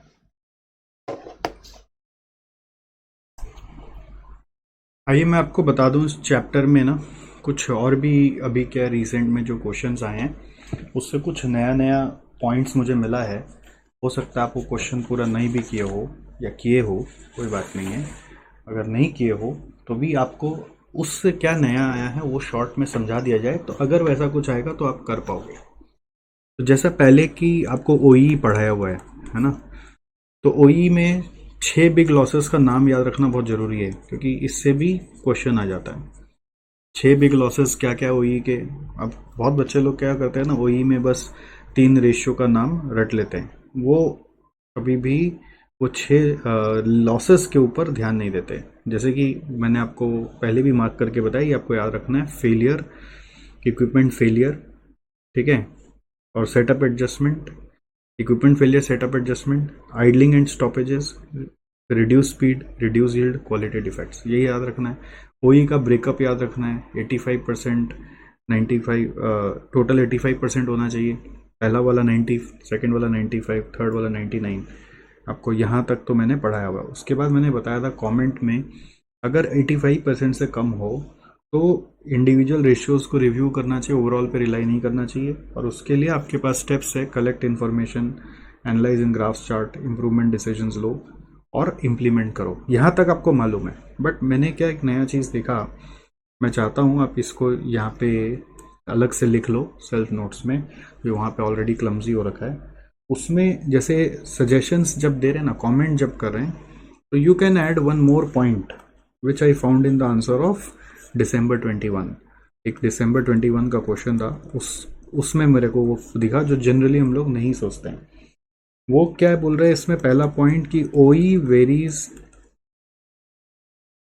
ड्यू टू, और you can say depends on, varies due to ऐसे भी बोल सकते हो, या फिर डिपेंड्स अपॉन ऐसे भी बोल सकते हो। उसमें पहला चीज़ है प्रोसेस अगर डायनेमिक है, वेरी कर रहा है, वेरिंग प्रोसेसेस, इंडस्ट्री का कोई मेथड या फिर इंडस्ट्री का रिक्वायरमेंट चेंज हो रहा है, फिर इक्विपमेंट एंड ऑपरेशनल सर्कमस्टेंसेस, जैसे कभी रिसेशन चल रहा है या फिर इक्विपमेंट का कोई एडवांस वर्जन आ चुका है या फिर इक्विपमेंट का एज हो चुका है, एंड ऑपरेशनल सर्कमस्टेंसेस। तो ये पॉइंट हम लोग नॉर्मली इंक्लूड नहीं करते हैं। फिर उसके बाद लिखना है कि sometimes also due to you can say layout change is not possible. Many times layout एक बार ऐसा बन चुका है कि उसका चेंज पॉसिबल ही नहीं है, तो वो इम्प्रूव नहीं हो पा रहा है। और product mix causing more setup, और प्रोडक्ट मिक्स कॉजिंग मोर सेटअप। सेकेंड आप स्टेप लिखोगे टू इम्प्रूव ओई। नॉर्मली हम लोग वो 4 स्टेप तो बोलते हैं ऊपर वाला, आपको याद होगा, वो 4 स्टेप्स है ही जो ऊपर में बताया था as a collect information, analyse, ठीक है, इम्प्लीमेंट एंड मॉनिटर, वो पॉइंट तो है ही। यानी कि कलेक्ट, इम्प्रूव, एनालाइज, कलेक्ट के बाद एनालाइज था, फिर इम्प्रूवमेंट, डिसीजन, और एट द सेम टाइम क्या बोलेंगे, इम्प्लीमेंट, इम्प्रूव या इम्प्लीमेंट एंड इम्प्रूव माने हो गया इम्प्रूवमेंट डिसीजन या इम्प्लीमेंटेशन डिसीजन हो गया, और एक मॉनिटरिंग करना है, कंटिन्यूसली मॉनिटर। तो ये हम लोग बोलते हैं एज यूजुअल। बट नया क्या ऐड कर रहा हूँ मैं, नया ऐड कर रहा हूँ कि स्टेप नंबर 1 उसमें भी जब आप इम्प्रूव कर रहे हो तो फर्स्ट गोल होना चाहिए स्टेबिलिटी, जो है वो एज इट इज रहना चाहिए और फर्दर डिटोरिएट नहीं होना चाहिए।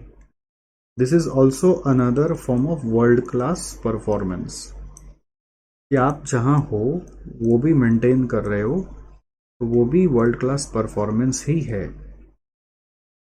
और स्टेप 2 constant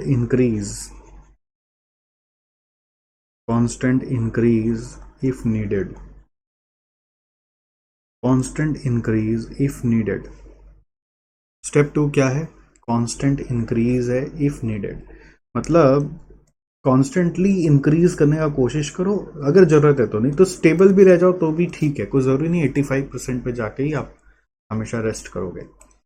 तो ये मेरे को लगता है कि ये वाला तो पहले जैसा ही है, ये वाला न्यू है, स्टेबिलिटी और कांस्टेंट इंक्रीज अगर ज़रूरत पड़े तो, ये पॉइंट हम नॉर्मली नहीं बोलते हैं। तो मुझे December 21 के आंसर में दिखा तो मैंने आपको ऐड ऑन करा दिया कि अगर आप वो क्वेश्चन नहीं भी देखे होंगे तो भी आपका काम हो जाएगा, या देखे होंगे तो पता चला कि आप ये वाला चीज़ पे ध्यान ही नहीं दिए। सेकेंड TPM में ना कुछ दो नए कैलकुलेशन आए हैं, ठीक है, new calculations in TPM, new calculations in TPM.